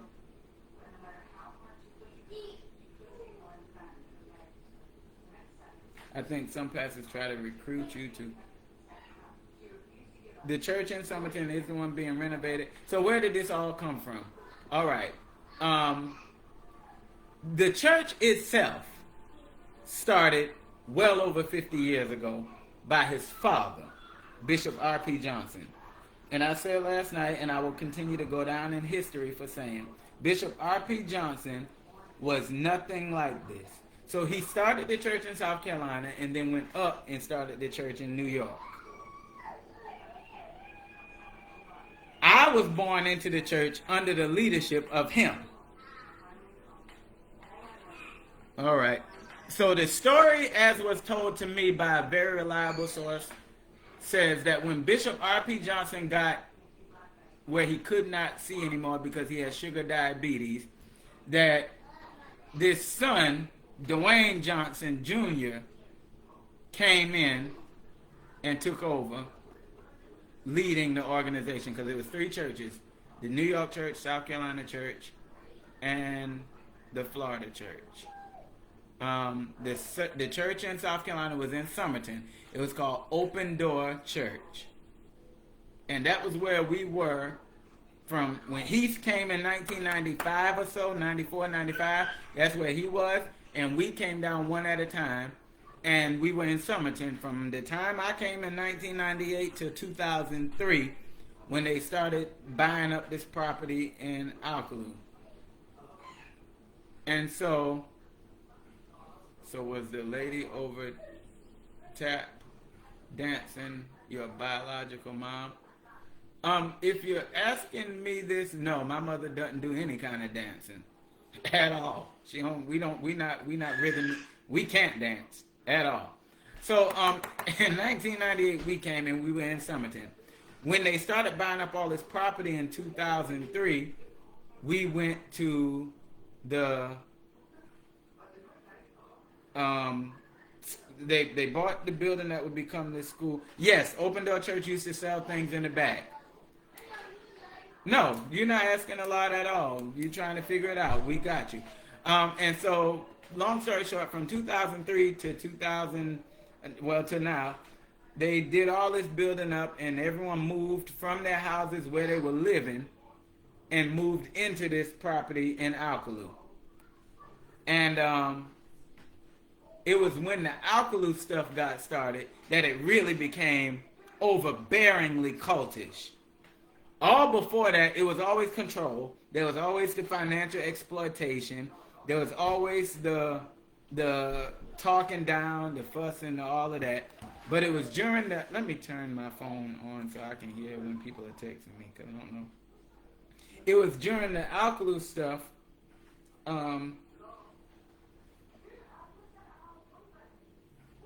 It was during the Alkalu stuff that all of this stuff that we talking about now got even worse, and it was when a good bit more people came down because he used them houses and stuff to recruit from the church in New York, from Florida. The church in Florida virtually was non-existent for a few years, and they all came up here. Who all worked in the restaurant? Sabrina Sumter, Kim Green, and Corrine Johnson, and one of Dwayne Johnson's sisters, Priscilla, was in and out. Those were the 4 people that ran the restaurant.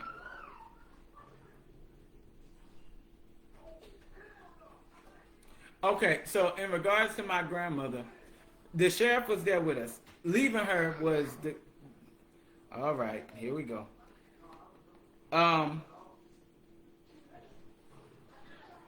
The church in Florida is located in Tampa on East Yukon Boulevard. My grandmother looked me in my face and said, please, please go. I don't want no more trouble.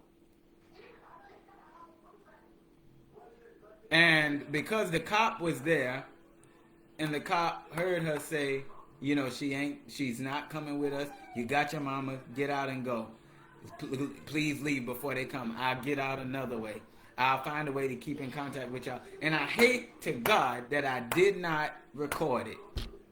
Today, the cop called me and said that my grandmother was upset about me putting her number on Facebook. Well, first of all, I put the number on Facebook to prove the point that I said they were going to cut the phone off. And an hour later, the phone line was suspended.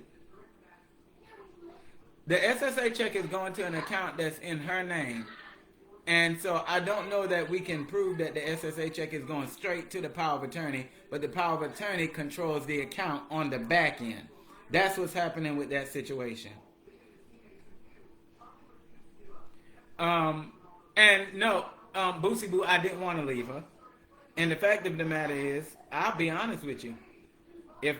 No, I won't say that. I won't say that because I don't want, I don't want to say anything that would cause legal trouble. And I'm not talking about legal trouble for me. We just got to be careful on this platform.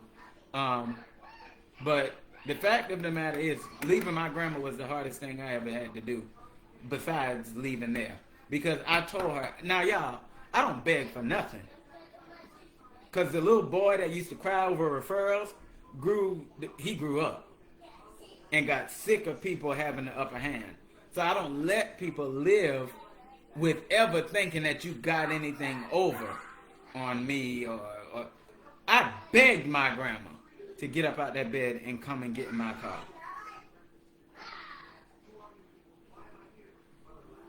And my grandma let fear cause my grandma to choose them and that, as opposed to being with her family, when she has expressed herself that she didn't like the way things were.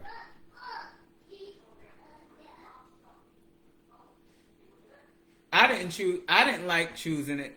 Let's go here. Do y'all know how hard it is to walk away from your family? Not only just your family. Let's talk. Not only just your family.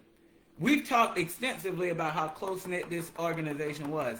So every childhood friend that I had, here I am, moderately successful. And none of my childhood friends have ever come to support any of the work that I do. The people with whom I grew up. I don't think that they're hurting her physically. I don't think so. I think it's purely mentally. I think it's purely emotional. I don't think it's physical. People keep asking, what is the name of the church? I'm going to come back to this question I got pinned. The funny thing is, they don't use the name of the church for anything. The church used to be called Open Door Church of Our Lord Jesus Christ, because he was a part of Church of Our Lord Jesus Christ. Those of you who are in the church world will know what that means. He was a part of William L. Bonner's organization. William L. Bonner's who made him an apostle. But they don't use the church name for anything. They use the organization name, and the organization is named Have Faith Community Development Corporation. All right, so when I left in December of 2009, I knew. Did the cop have it recorded on their body cam? You know, that's a good question, Kiara, and I'm gonna find out. That's a good question because I didn't record, but maybe the cop has it. When I left in 2009, I knew I was walking away from everybody who I loved, not just family. And so, leaving my mother back then, leaving my sisters and my brother, because the conversation to them, and my sister is on here, you see her talking, so she can confirm this. When I left, the conversation to them was, he abandoned y'all because he don't love y'all, he only thinks about himself. My mother was sick at one point, and they told Ella Johnson told my sisters, don't call me and let me know my mother's sick because I have a life insurance policy on her, and I'm waiting on her to die. I didn't even have a life insurance policy on myself at that time. And he had no way to know whether that was true or not, but he is so manipulative that if he thinks it, it becomes real.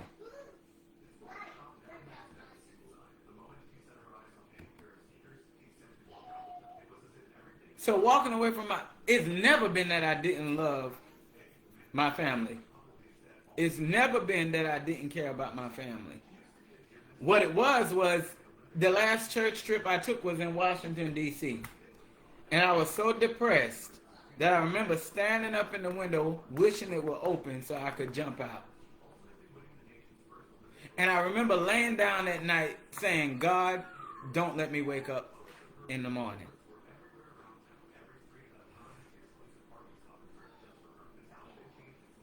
I remember being so miserable thinking about the fact that I never was good enough. Never was good enough to fit in. He used to call me nerd. Nerd. He's a nerd. Never was good enough to be celebrated for much of anything. It happened, but it was few and far in between. And I knew I couldn't keep living like that. This is the same mentality that my mother had. It wasn't an easy decision for my mother to leave her mama there.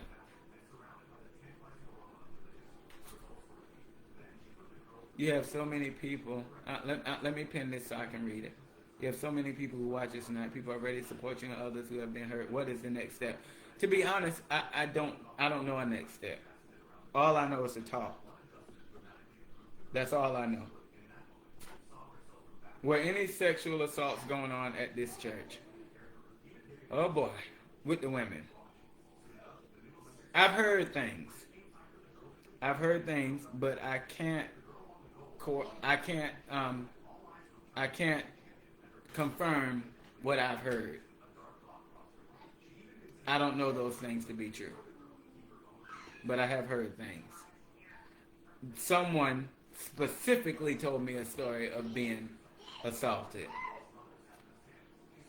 when she was a child by another individual in the commune. So yes, I've heard things, but I don't know that. Is your mom staying with me? My mom is not with me, but she is. Where I don't want to talk a whole lot about where she is because they like to go looking for people. Can you repeat the original church name? The original church name was Open Door Church of Our Lord Jesus Christ. And let me go on record for saying this. Because, yeah, they like to go looking for people. Please, y'all, tell them people, don't go bothering my mama. Because where she is, it don't take me long to get to her. And, yeah, don't go bothering my mama because I don't care about no trespassing, nothing. Don't go bothering my mama. She gone. Because when I left, the original church name was Open Door Church of Our Lord Jesus Christ. When I left, I started getting all these stupid phone calls. Don't forget the bridge that brought you over, and how dare you leave this place? And from numbers I didn't even recognize. Now my mother, my mother's phone was on my grandmother's plan, and my grandmother, that phone is no longer operational, so they can't reach her, and we have her in a place where she is safe and she's okay. But now we have to help her rebuild her life. She was there for 35. I'm 35 years old. I don't mean a bit. Well, let's go. My sister and I are the first in the family to own our own property. My mother has never owned her own property. The house that my grandmother owns is really the church house that they just put a loan in her name to get money. Is there human trafficking? People have used that term. And human trafficking is a very broad thing. So I will say there are things that have happened that could be looked at as trafficking.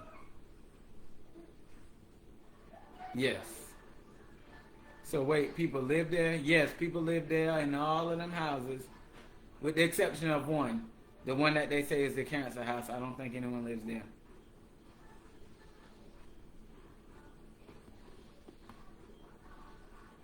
What about that tea? Yeah, they don't drink the tea anymore because I don't think they have access to it, but yeah. So this individual is asking about the tea. When we were younger, after every church service, everybody drank tea, a cup of tea. And it was supposed to be for healing and all of this stuff. And so to my knowledge, no one's drinking tea anymore. But yeah, we did drink tea for a very long time. Who did they replace you with for the sound? I don't know. I do know that Ella Johnson tried to use that when I first left. Ella Johnson tried to use that as a bargaining tool to get me to come back. Who's gonna help Soul Food Jazz with the sound? You were the best, and you did so good. And yeah, he was selling prayer pillows. See, this is what I'm talking about. You forget things and they come back. Do they watch your live? They're probably on because I seen some of them. Many of them blocked me, but I seen some of them in the story, and so they're probably on. So I don't know who they replaced me with for the sound. I do know I wasn't dumb enough to take that poison. Y'all gonna have to figure the sound out because I'm not coming back to run no wires.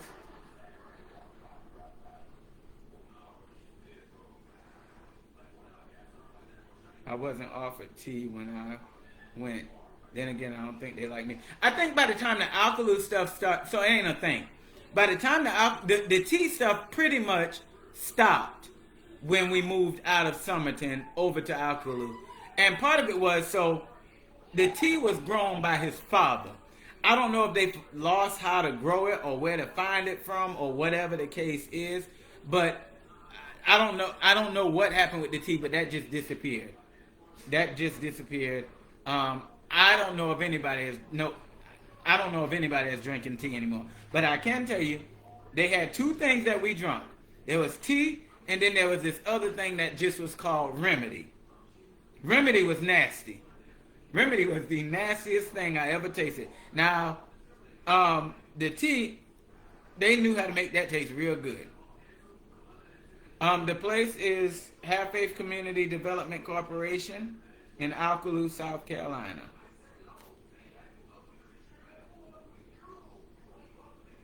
And the tea was only offered mostly after services. Did y'all? Yeah. Oh, Lord help me. Okay. Billie Jean, did y'all celebrate birthdays or holidays? All right. No, but they do now. I remember my mother getting fussed at about decorating the house for Christmas. And the statement was, we not spending all that money decorating our house. We take the children away because we would go to Florida as a church every year for Christmas. And in the last 3 years that I was there, we went to Washington, D.C. at Christmas. I think, Boosie Boo, I think that's what it was. Development, is it community-based? That's the profession, sir. It's professed to be. Now, birthdays, they will acknowledge if you're important enough, and everybody always acknowledges his birthday. As a matter of fact, I can remember one year they had us all make cards and give him cards and all of that, and he got upset because of the fact that there was no money in the cards, and fussed at everybody about giving him cards with no money in them.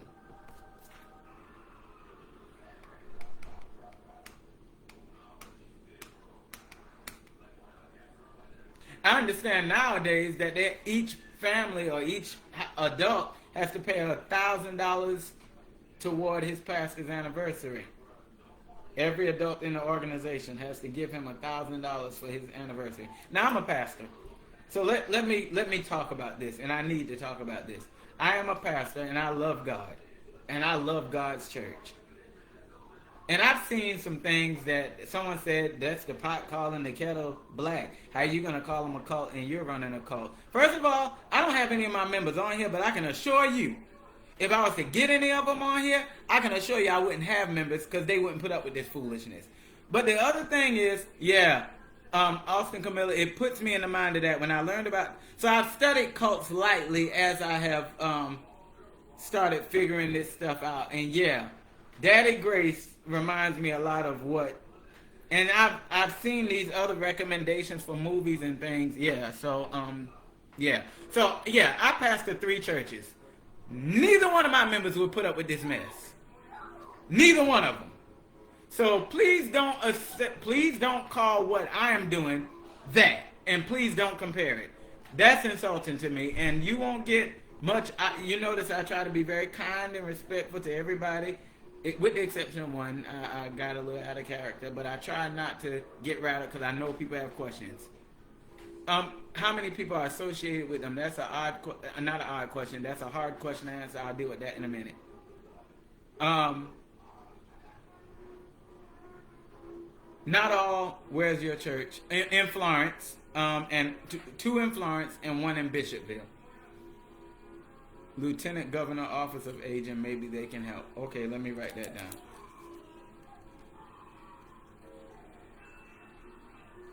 And the thing I will say also, make the elected officials know that you all are concerned down there in Manning. Make them know. Because I won't dig into that much, but I will say it's a little hard to sell that all of these people can say they got weird vibes and other people just miraculously didn't. So I would say make the elected officials know what's going on. So back to I was talking about my churches and don't associate me with them because I've seen people saying, someone commented and said it's the pot calling the kettle black because all churches are cults. No, they're not. No, they're not. And the one thing that keeps me in ministry is this whole idea of somebody needs to see in this day where preachers are after money and treating people crazy and living lavishly while people that are worshiping with them are walking to church. I drive a 2018 Nissan Rogue. I don't have anything fancy because the people I pastor don't drive fancy. It doesn't look good. It's not a good look. Fawn Pandolini was on... Pedalino was on earlier. Okay, let's make it happen and let's talk. I mean, I'm here. We don't desecrate the church because one church or 2 churches are bad or have done bad things. I don't run, I'm not going to go into the fullness of this, but the churches that I pastor are not $1 million facilities at all. As a matter of fact, one of them, Ariel White. Are you the Ariel White from Bellport, New York? Whose mother was Sister White? Well, I think I've said enough. Let me know if that's who you are. And if so, my goodness, that's been years since I've seen you.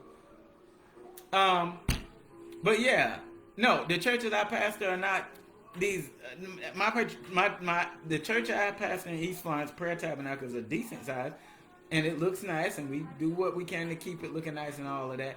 But I stay in ministry because I just need to believe that God. I need to believe, and I need to be a part of helping people believe that God is different than this. That there is no way that what I see is what God is. And I need, in this generation where so many of the young people my age are running away from the church because of stuff like this, I promise you, there have been times that I question, how could God let this happen to me? How could this be my family going through this? And I'll go further. I blame myself because the way we even got in South Carolina was because of me. I went to school and talked about getting a beating. I don't remember. I was in first grade. This was 1996. I was 5 years old. It was first grade, second grade. I talked about getting a beating, and in New York, they don't play.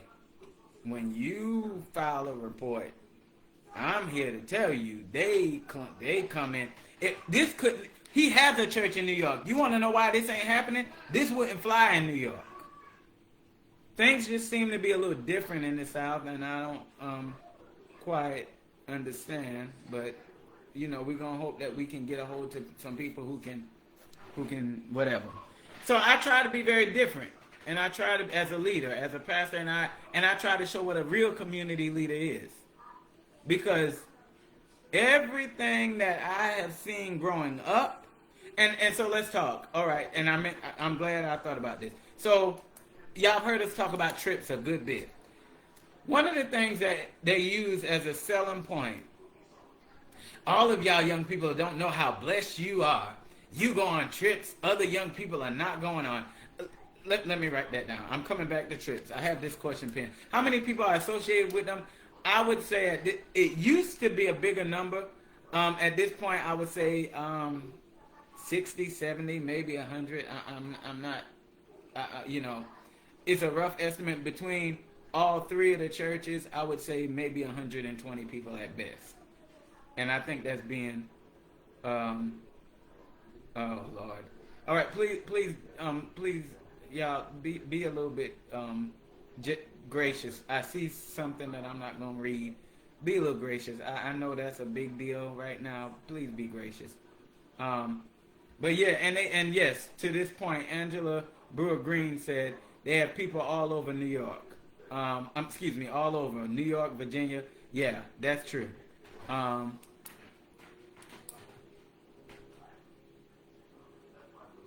Trips all the adults pay for with their tax. Yes. The trips were paid for with tax returns. But yeah, so they use the trips as justification for y'all are blessed and we can work you to death because we're going to take you on trips. And we can work you to death because y'all go to the movies. And you could have kept your darn trip. I didn't need to go nowhere. I could have just sat in the trees. I could have been homeless. And I think I'd have been better.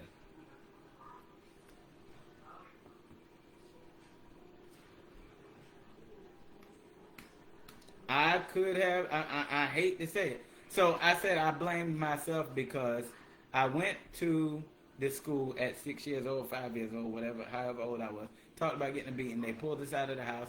And so a CPS case, trigger him. He comes in, let me help you with your children. My mother comes to the house during one of her opportunities to visit and says, hey, we're going down south. At this time, we did not call them. I don't call him what they call him because I won't call him that. I call him Elder Johnson. That's just out of familiarity because to me, he ain't worth not a title. Mr. Johnson is too much respect for him for me. But we're going down south with Ella Johnson and Sister K for a little while. And that's how we moved to South Carolina. A bus full of people. You're talking about, okay, Trevon Rivers. This is back in the day. They used to have crusades. This was back when his father was still in charge. And the church was a whole lot more healthy back then than it is now. The buses still come from New York, but it's not the same thing. It's not the same thing at all. Y'all, I'm flabbergasted by the way. Okay, Ariel, yeah, right, Kiana. So you were a baby, you didn't know this, or you wouldn't remember this. Right after we moved to South Carolina, Mama got approved for a big house in New York. What do you want to become of this? What's the all be all? Oh, that's a loaded question. Ariel, I'm coming back to you. I want to see the place boarded up if you want the truth. I want Happy Community Development Corporation to be a memory that everybody knows never should have existed. I want to see the feds come in, and I want to see them audit every file, and I want to see everybody who is responsible held accountable.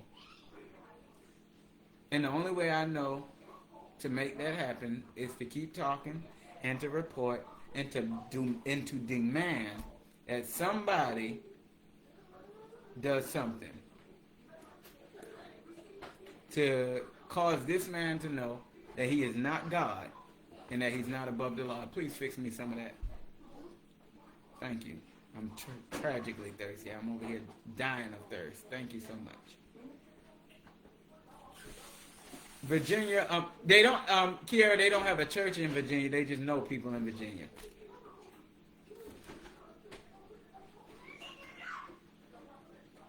File complaint with the South Carolina Office of Inspector General.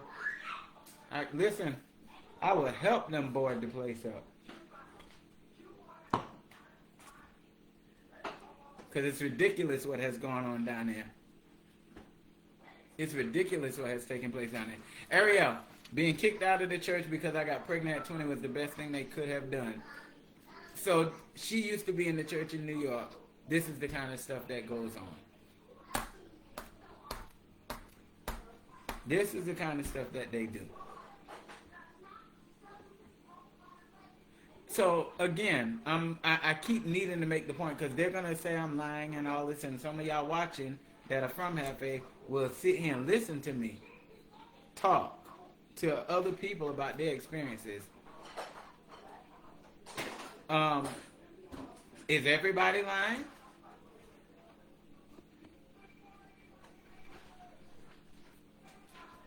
Is everybody making it up? Who is doing this? The ringleader is Dwayne Joseph Leonard Johnson Sr.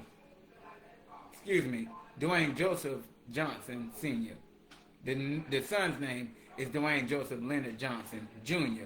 Do they own all the open fields on? Yes, everything I showed you all, they own on the live stream, with the exception of those brick houses that are between their between their big houses.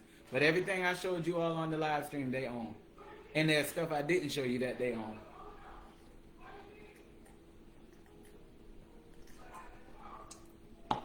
Alex, I don't know. I think he's too much of a chauvinist to do this. I don't think that he thinks that he can get caught, because I think so in his mind he don't think that. Well, no.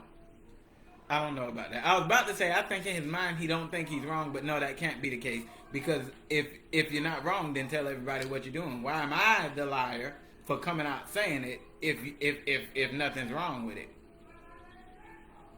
I mean, would the world be a better place? Probably so, but I don't think that he would do it. The daycare is still in existence. They don't got no kids in it, but it still exists. They got his 3 grandchildren who are not school age. So they have this school deal with 5 kids, 3 of whom are not school age. So that's the daycare, I guess. I don't know what. Yeah, I guess that's the daycare.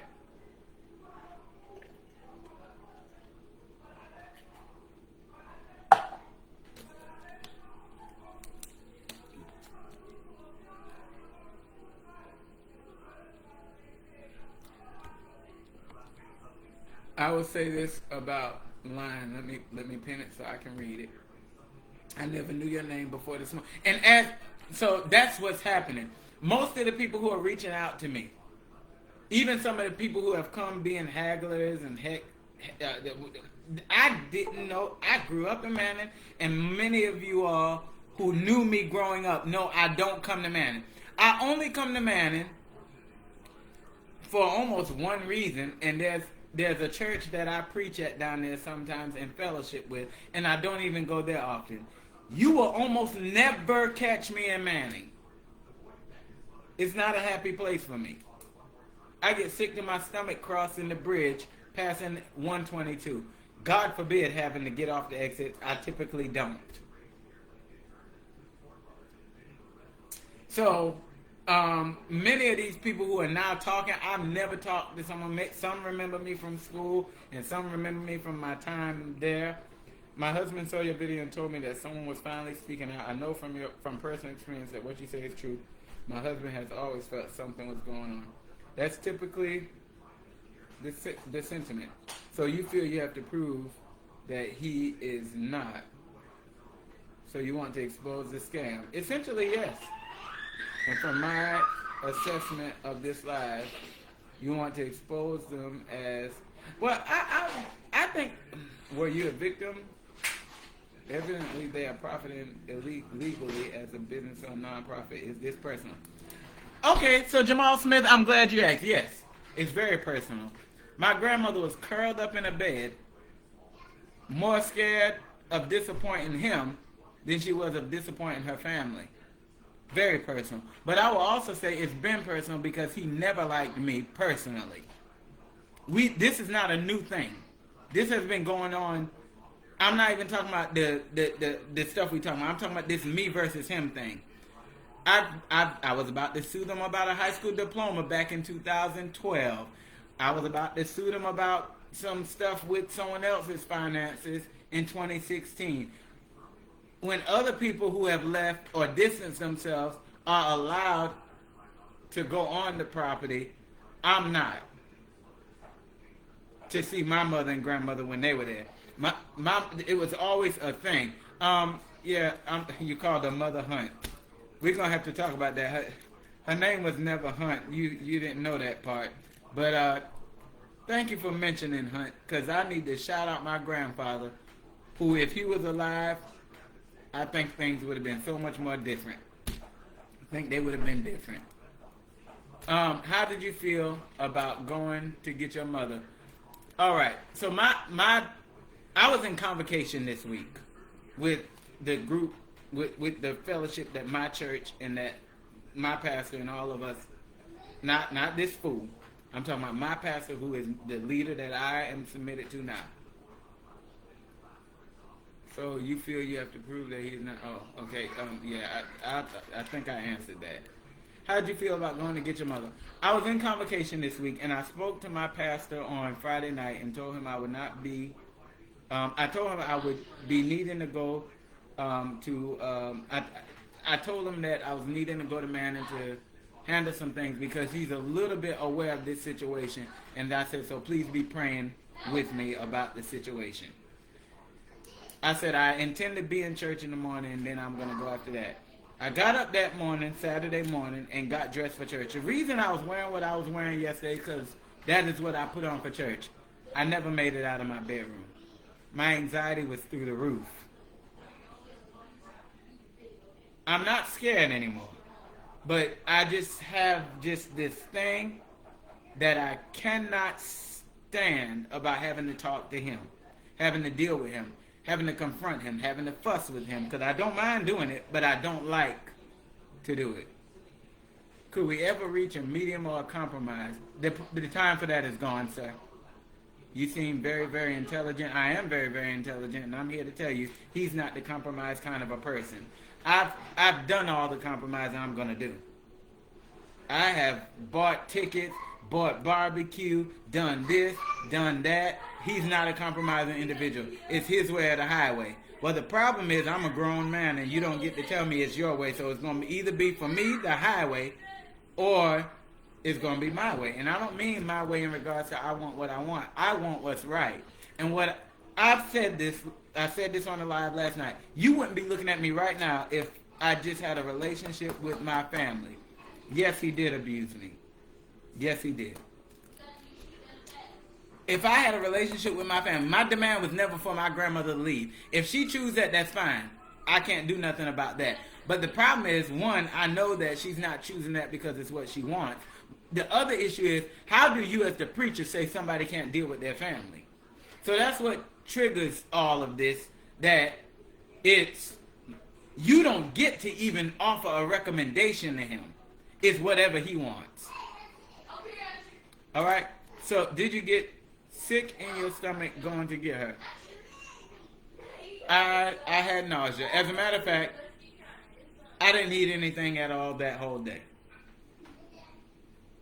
I didn't eat at all. My anxiety was up. I was, because first of all, I didn't know that he was out of town.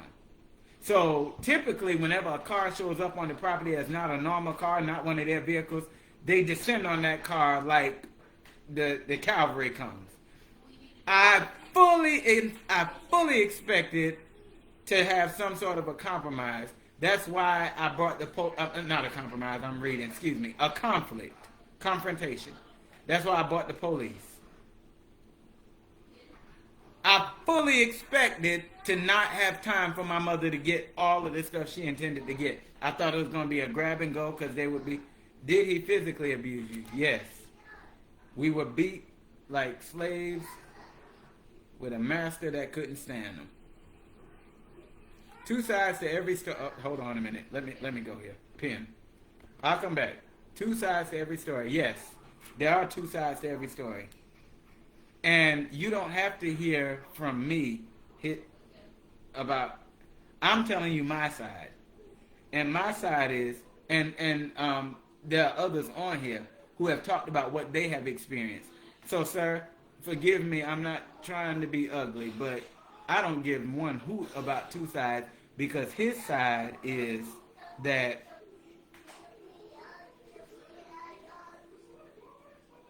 he wants to be in control of the narrative.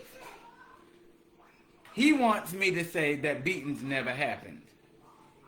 The problem is, at this point, I'm not the only one talking. People I didn't even know had stories are coming out saying this, that, and the other happened. I appreciate you for being neutral. I'm not asking anyone to take my side. I'm just saying listen to the facts. The whole thing started with me saying my grandmother is there and scared to come out. I'm saying I can tell you that my mother had her income tax check taken every year that she got one. I can say that I was stripped naked, as was every other boy, and we were beat in front of each other. We've all seen each other naked. We were beat like we had not, there was no regard for privacy. There was no regard for not publicly humiliating people. I don't care about no other side. This is the side that I'm responsible for telling.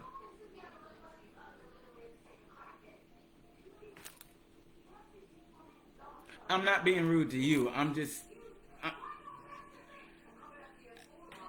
There would never be a point where there's nothing that Ella Johnson can say that can justify these things that are coming out right now. What do you say to taking people's money? Why is that okay? For years. So, and the other thing is, this is not something that just started. This goes, I'm 35, and I was born into the church. Moved down here to South Carolina with him in 1998. So from 1998 until yesterday, and I can't even say it ended yesterday, because now the fight is trying to figure out how to get grandma, if there's any way to do it at all. There's no resolution. There's no resolve. It's dealing with him is always, it's either fight or lay down and let him do what he has done. And to me, that's a bigger rate than anything that anybody can talk about. Boosie Boo, yes. So I described the beatings last night, and I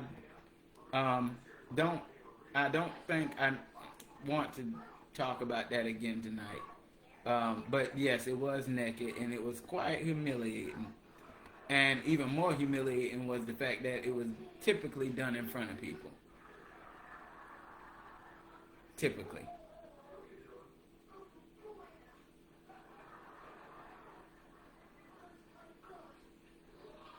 So, like I said, every one of the boys, we would have to strip and stand in a circle, waiting on our turn.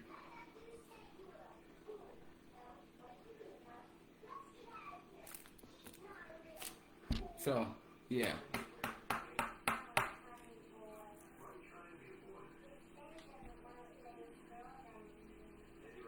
My grandma died in the custody of caregivers in Manning, South Carolina. The whole case was open. She had bruises and all type of... Yeah. They also took her phone. Hold on a minute. Penn, is Dwayne related to the Johnsons that were in government powers? I don't think so. Jump out. Let me read this. Had access to her bank and other mess. Man in South Carolina, Aklu are all in cahoots with each other to this day. Justice still hasn't been served. And the same people in Manning still doing the same thing as before. My goodness. Well, oh boy. Jesus Christ.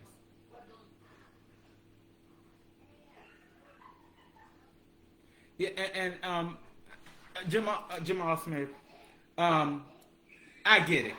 In regards to, when I'm on the counseling side of things as a pastor, I start off with that as well. That is two sides to every story. Let me hear both sides. Yada yada yada.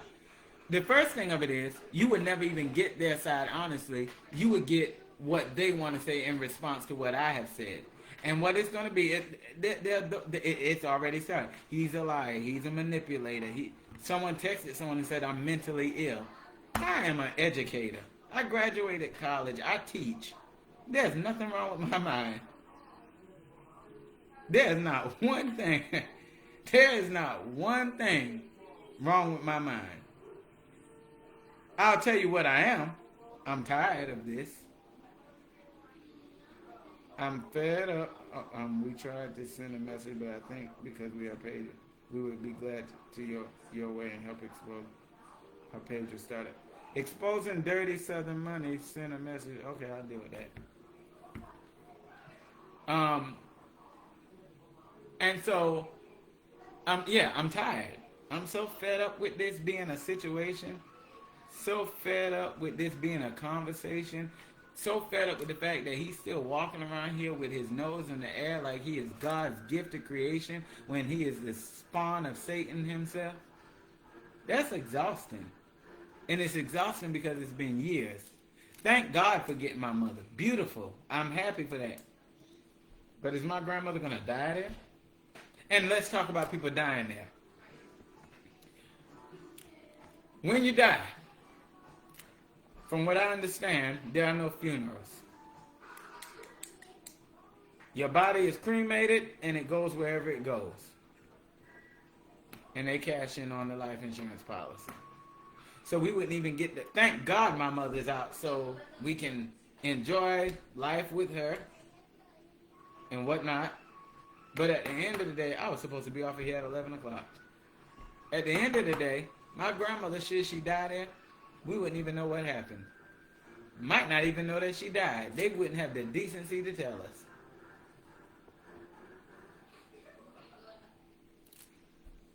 So this is what we're up against. This is what I'm contending with. This is what's in my mind.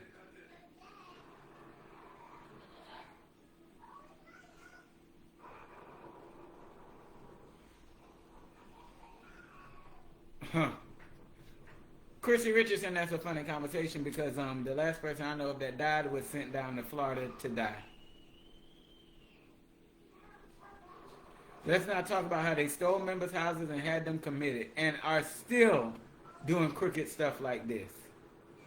Getting people to mortgage houses and getting loans put on houses and all kind of craziness. Still to this day. Getting credit cards in people's names. And now, I remember Ariel White being our youth leader when I was way a kid. So she was in it before me and before they kicked her out. But she wasn't down here. She was up in New York.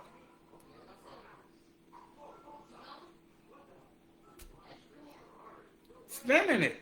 What are they doing with the money from the bounce house? Same thing they do with everything else. Spending it. Living La Vida Loca.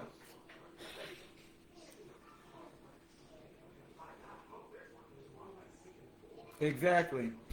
The victims are always accused of being wrong, but the wrongdoers aren't. That's the problem. Sounds like they have a lot of people in high authority. It's not that many. About 5, 6, 7. It's really his family. And he has his 7 siblings. 1 passed away. 1 doesn't deal with him. So it's about 6 of them. That's who's in control.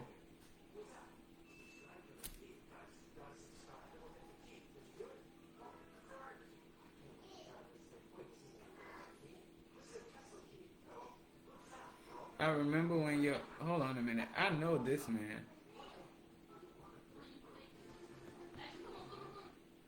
Sweet and black. Okay, so somebody asked me, how do we get involved in this?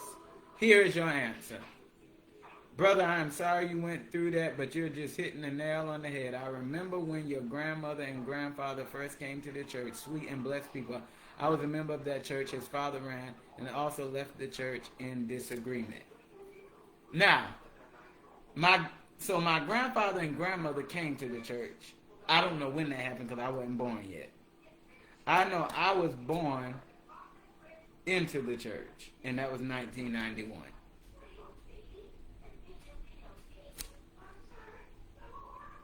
And we moved to South Carolina in 1998.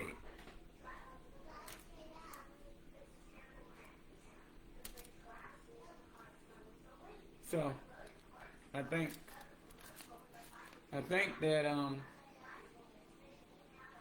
that we've kind of talked about a lot tonight. I hope I've shed some light. I will say, you will be hearing more. There will be updates. There will be those that, excuse me, that come on to tell their own stories. But the biggest thing that you're going to see is you're going to see me do my best to tell the story from beginning to end without jumping around. Now, let me tell you why that's hard. In the middle of talking about one thing, you'll remember something else, and you'll get sidetracked. And I have a list that I've been keeping to make sure that I stay on what I intended to talk about. And even in answering some of your questions, I'll answer your question and get sidetracked thinking about something while answering your question. Someone asked, is there a book? I have sat down several times to write a book. I just struggle to get, and I used to be, so part of childhood trauma, I used to be a writer growing up. And when we moved to Alkaloo, I had a brown box. The day we moved to Alkaloo was very, very, very crazy. We threw away so much stuff, personal items, because Ella Johnson told us, you're not dragging all of this where you are going. As a matter of fact, you're only taking 2 bags because you don't got that much room. And so we packed up what we could pack up. As a matter of fact, in that same conversation, you see what I mean? I'm trying to sign off of here and get off and something else. In that same day, my mother was trying to, so someone commented on something and talked about my mother not being able to keep a job. That's not true. My mother worked temp jobs, and when the temp job finishes with you, if you work for a temp agency, you know how it is. When they finish with you, they send you home. And so that was, I'm so glad you're mentioning this. Lord help me, I'm trying to get off. And okay, I'm going to finish this story now. I'm going to talk about my grandfather because they didn't do my grandfather right. So I'm going to talk about him. Don't let me sign off of here without talking about my grandfather, Father Cleo Hunt. Please don't let me get off of here without talking about him. So we were packing up to leave where we were to move to Alkaloo. My mother had done some work keys, and she was trying to do things to get herself in a position to get a good job. What was in the pink cup? It was pink lemonade. That's crazy. What was in the pink cup? It was pink lemonade. I'm very thirsty. I remember Sister Johnson. My mother was digging through the bag trying to find something. I'm sure we threw away money that way. That day. My mother was digging through. She had a blue and silver bag that she kept all her papers in, and she was digging through the bag. And Sister Johnson, Sister Ronnie, what are you looking for? What are you looking for? What you looking for so in that bag? My mother said, I'm looking for my papers because I need these papers for school. School? You're not going to no school. You'll never go to no school. Throw all of that stuff away. And what did we do? We went and got that blue bag and put it on the trailer that was going to the dump. Now, this story started with me talking about writing, but you see what I'm telling you? That when I start a story, think of something else, And it just, so, along with all of the stuff that went in the trash, I had a cardboard box with every book I had ever written. Every poem I had ever written. I used to write all the time. That was how I someone asked yesterday, how did I go to school and deal with all of this? I wrote. I created fantasy worlds for myself. Those were my coping skills. I created a world, and we played in this universe. My brother and I, we had the little Matchbox cards, and we had our room set up like this town, and the dresser was our big mansion, and the bunk beds was we created a universe for ourselves. And I wrote. And the life that I wanted, I put in my writing. Well, that box was thrown out on that day. And from that day to this one, that was in 2008, I've only successfully completed 2 books. I struggle to get myself into it again. I keep trying.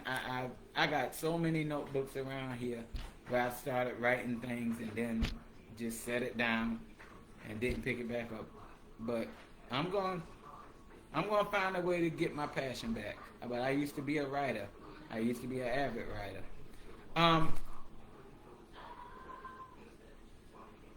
Timeline flashback. Your grandfather had remodeled the church basement when I was 14 years old. I will be 61 this year. All right. So my grandfather, Father Cleo Hunt, Ella Johnson cannot stand him. So he writes this narrative of my grandfather beating my grandmother. Now, my grandmother and I talked about it, and she said beatings did not happen like that he did hit her one time. And I said if he hit her one time, he was wrong. He was just as wrong for the one time as if he had been doing it all the time. So I'm not excusing that. We don't beat women. Did you ever tell the teachers what was going on at school? Oh boy. Let me pin that, and we'll talk about that after I finish this story. So Ella Johnson never liked my grandfather, so he took that incident and exploited it to be that my grandfather was abusive and taking my grandmother's money, because everybody just after grandma's money. Now, the fact of the matter, and Nikki Moreno, from the sounds of it, their school was in relation of the church. So he's referring to before the school was open, because there was a point where all of us were in public schools before that school got opened in 2005. All right, so go back to my grandfather. They tell this story about 3 the hard way: Bishop R.P. Johnson, Elder Jackson, and Father Green. Interestingly enough, as honorable as those other 2 men were, my grandfather had an office in the church. The reason I know my grandfather had an office in the church is because I got my tail cut. Now, I ain't talking about I'm not talking about these ridiculous beatings that we talking about with Ella Johnson. This was, if I'm not mistaken, they ran the school he attended. Yes, I'll talk about the school in a minute. Let me finish this story. Yeah, so my grandfather, I done got beat in that office. Not by Ella Johnson. My grandfather, if I was cutting up in church, he was the father figure in my life. My grandfather was. And he had an office. But because of the fact that, yes, she is. Jordan Bailey, yes, she is. She's still there. Because of the fact that my grandfather stood up to him. So there was a house that was purchased in New York. My grandfather had something to do. The house is on Bayview Avenue in Bellport. My grandfather put the money up for the church to buy the house, but the house was in the church name. Because he put the money up to buy the house and remodeled that house, he was living there. When he got ready to leave, something happened and Ella Johnson got mad. Got on the road, went to New York to put my grandfather out of the house. Said, I want that nigga out of my house tonight. My grandfather one-upped him. He thought he was going to New York to put my grandfather out the house. My grandfather backed the U-Haul up to the... I love my granddaddy, y'all. I love Father Cleo Hunt. My grandfather this is my other sister, Chiffon Long. She's saying she remembers the house. My grandfather backed the U-Haul up to the house, cleaned the house, so by the time he got there, the house was empty. He sent them a letter telling them, I gave you your house back, but the church owes me the money that I put up for the house. Ella Johnson says, I'm told Ella Johnson said he's not giving him the money. My grandfather sued and won. Well, they wound up settling with him to give him the money. And from that day to this one, he can't stand that man. The man died. And interestingly enough, he died, but left my grandmother $5,000 that they didn't mind taking from her. Did you ever tell the teachers at school what was going on? I can't come out and say I told anyone explicitly what was going on. But I can't say that there were not signs. Too many people have come and said they were leery and they were weary of, they were concerned and questioned. So I can't say, and you know, as an educator, I get it to an extent. I get it. Now, that one principal whose name I won't call just because I'm not trying to indict him, but that one principal who gave Ella Johnson that powder, I have a real problem with him. I have a real problem with him because that never should have happened. But I think that, I'll say it like this, I think that Clarendon School District 2 kind of did us a little bit of a disservice with some of the powers that were in place at that time. I think they did us a little bit of a disservice.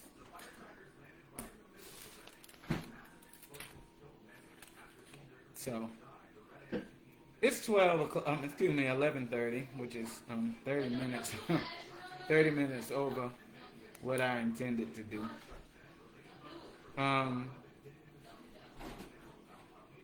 Yeah, it was. And the wooden one broke, so he went and got a plastic one that would not break. Please fix me some more of that lemonade. And bring it here so that they can see that I'm fixing lemonade so that people don't think I'm drinking anything inappropriate. I'm going to use my same cup. This cup is fine.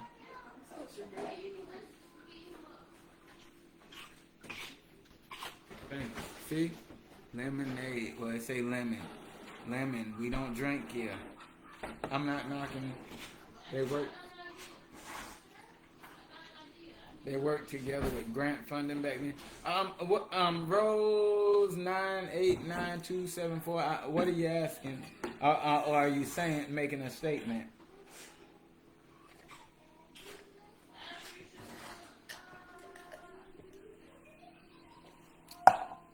Yeah, lemonade, not tea.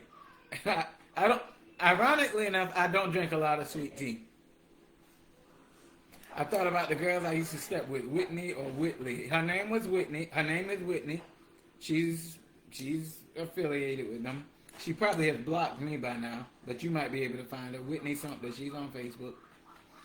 Hey, how you doing? This is one of my students. Bless your dear darling heart. How you doing? No, I'm sorry. I sent someone an invitation. I didn't mean to do that. I'm sorry. I don't know what I'm doing. Decline it or whatever.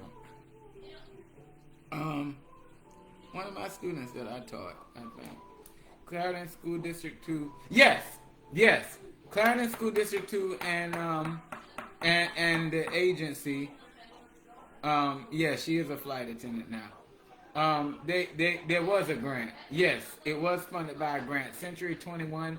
It was attached to the No Child Left Behind grant or something like that.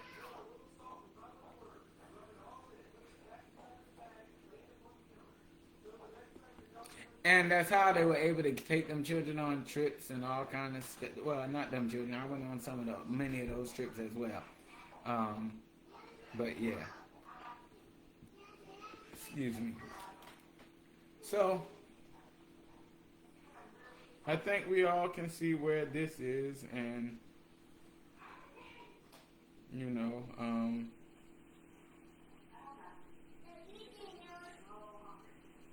I think that, who is this? Okay.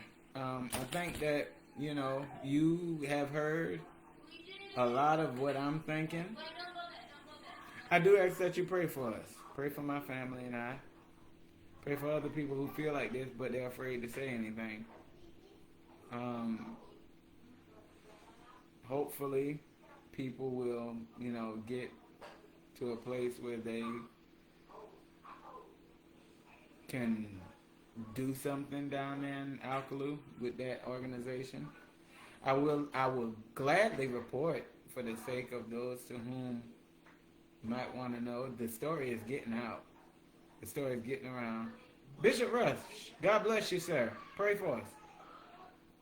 The story is getting out. TikTok, I'm looking at this number underneath my name. I don't know if this is number of viewers, but it says 34.6 thousand.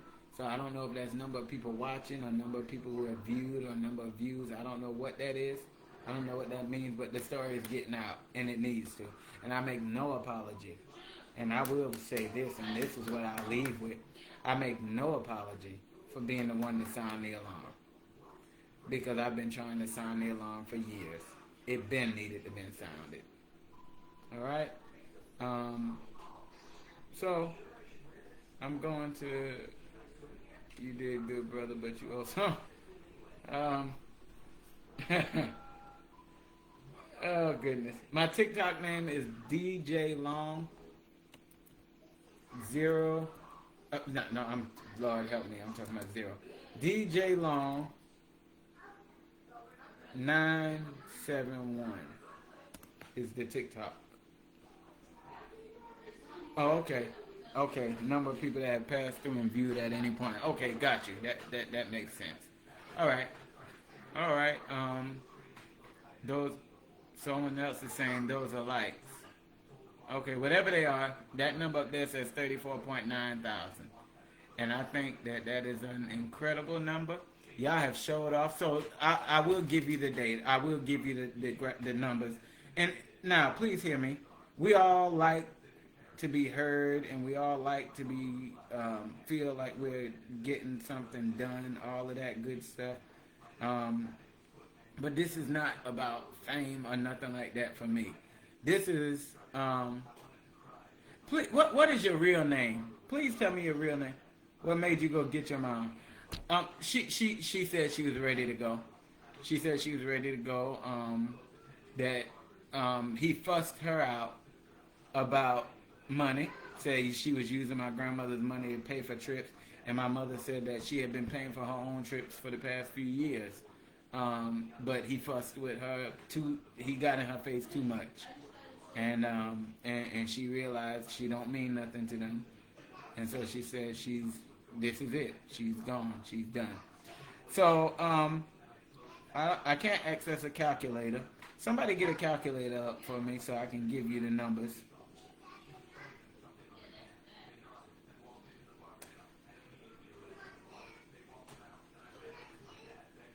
When you have someone who has a calculator, let me know.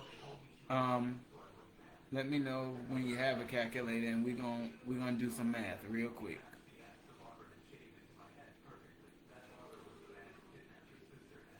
But the numbers are incredible. The story is getting out. People are being aware, and that's what it's all about. No, it's not a home for the elderly. It's his house where he puts his members. It's his house where he puts his members. As a matter of fact, I don't need a calculator. I can do this on paper. So the very first live that I did was 55.9 thousand views. The second one, 36.7 thousand views. The third one, 152,000 views. The fourth one, 71,000 views. The fifth one, 18.2 thousand views. The first one from last night, 26.9 thousand views. Never mind, don't worry about it. I'm not even gonna answer. I'm not even gonna add all of this up. I'll just tell you what it is because I don't do math like this. The second video from last night was 16.6 thousand views. The one from tonight is currently at 9.3 thousand views, and on TikTok you had that massive number from tonight for 36.1 thousand views. The word is getting out. So, those of you who've seen the very first live will remember, and if you don't remember, you can go pull it and watch it. I said to the people that have faith, and I quote, "This is war." you gonna know whether or not I loved my grandmother. God has, yeah, yes. Someone on TikTok just said it. It's God. God has breathed on this because I know it's God because I've been talking about this for over a year now. And even before that, I've been talking about it, but I went public with some things 3 years ago and then got more emphatic about talking about it. So in order to attend the church, you have to live on his land. There were some people who did. There are some people who don't. But if he wants you to live on the land, you gonna live on the land. Okay, I understand that. Someone said I'm watching you from now on TikTok so I can stay more anonymous. I don't know who you are, but I respect that and I can understand why. I respect that and I can understand why. Not everybody wants to be. Have you considered calling the TV station? I have not, but they have been tagged, and I'm distinctly aware of the fact that the TV station is aware. But Ty Obama, yeah, some people do not live on the land, but most do. And at one time, yes, all did. He made everybody move into the houses in Akalu.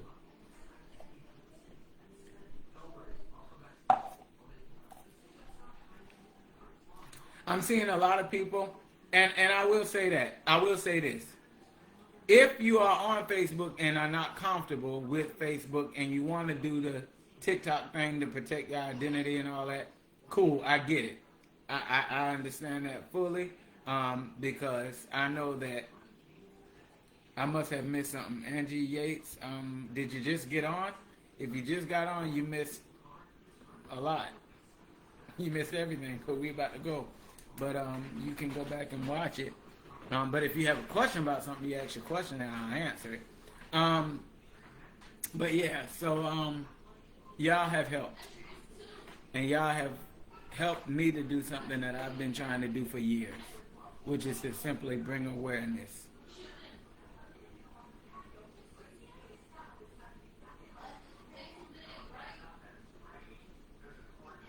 Thank you so much. Cuppy Duda, I think I thank you so much, and I think I know who you are. Thank you. I'll send you a message on TikTok. Thank you so much. So the one thing I want you to take away from this is every voice matters in this saga. If any one of us could have done anything by ourselves, it would have already been done. The reason that this has gone on as long as it has is because nobody, he tried his best to break you. He did. He didn't realize I'm, flexible. I don't break easy. No, I don't break easy. If you just got on Miss Yates, it'll be up. We've just been talking over some things. But the other thing is, we can't just be mad and shocked and upset and emotional. We have to be intentional in our actions. That's the only way anything is going to get done. The other thing I will say is maybe, I know there are a lot of people who have their own stories. I'm sorry. Forgive me for being who I am. I can't help but think the way that I do. Perhaps, maybe we should think about survive and have faith in person. Do an in-person gathering somewhere in Manning. And invite DSS and the Sheriff Department to hear those who are willing to talk about what they know and what they experience. I don't know if that will work or not, but maybe it's worth a try. But we'll think over those things, and we'll figure it out. Bishop Rush, we're still trying to figure out what next steps are. We don't know what next steps are. We're just talking, and really, I think we're all finding out things that some of us didn't even know. I thought I was coming on here to talk about what I know, and then I found out a lot of stuff I didn't know. But, in any case, it is now 11:51, and they got switches out now if you need one. Listen, Sir, I promise you, I got good life insurance, but I might, if anything should happen to me, somebody better do an investigation. Oh, mercy. If anything should happen to me, somebody better do an investigation because them people done knocked me off a bridge somewhere. And it's Okaloo, South Carolina. We know they got a history. My degree is in history. We know they got a history. Be done got me back there on Cooter Creek Road all the way in the back end. Be done George Stinney my behind. No, sir. I'm not worried. I'm not worried. Everything's fine. And everything's gonna be fine.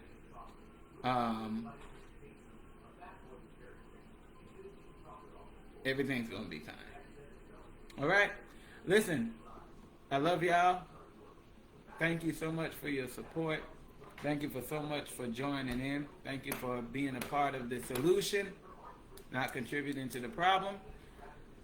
I'm out of here. Y'all have a good night. I'm gonna end. Okay, so I need to end TikTok. That's all. My hand all in the camera.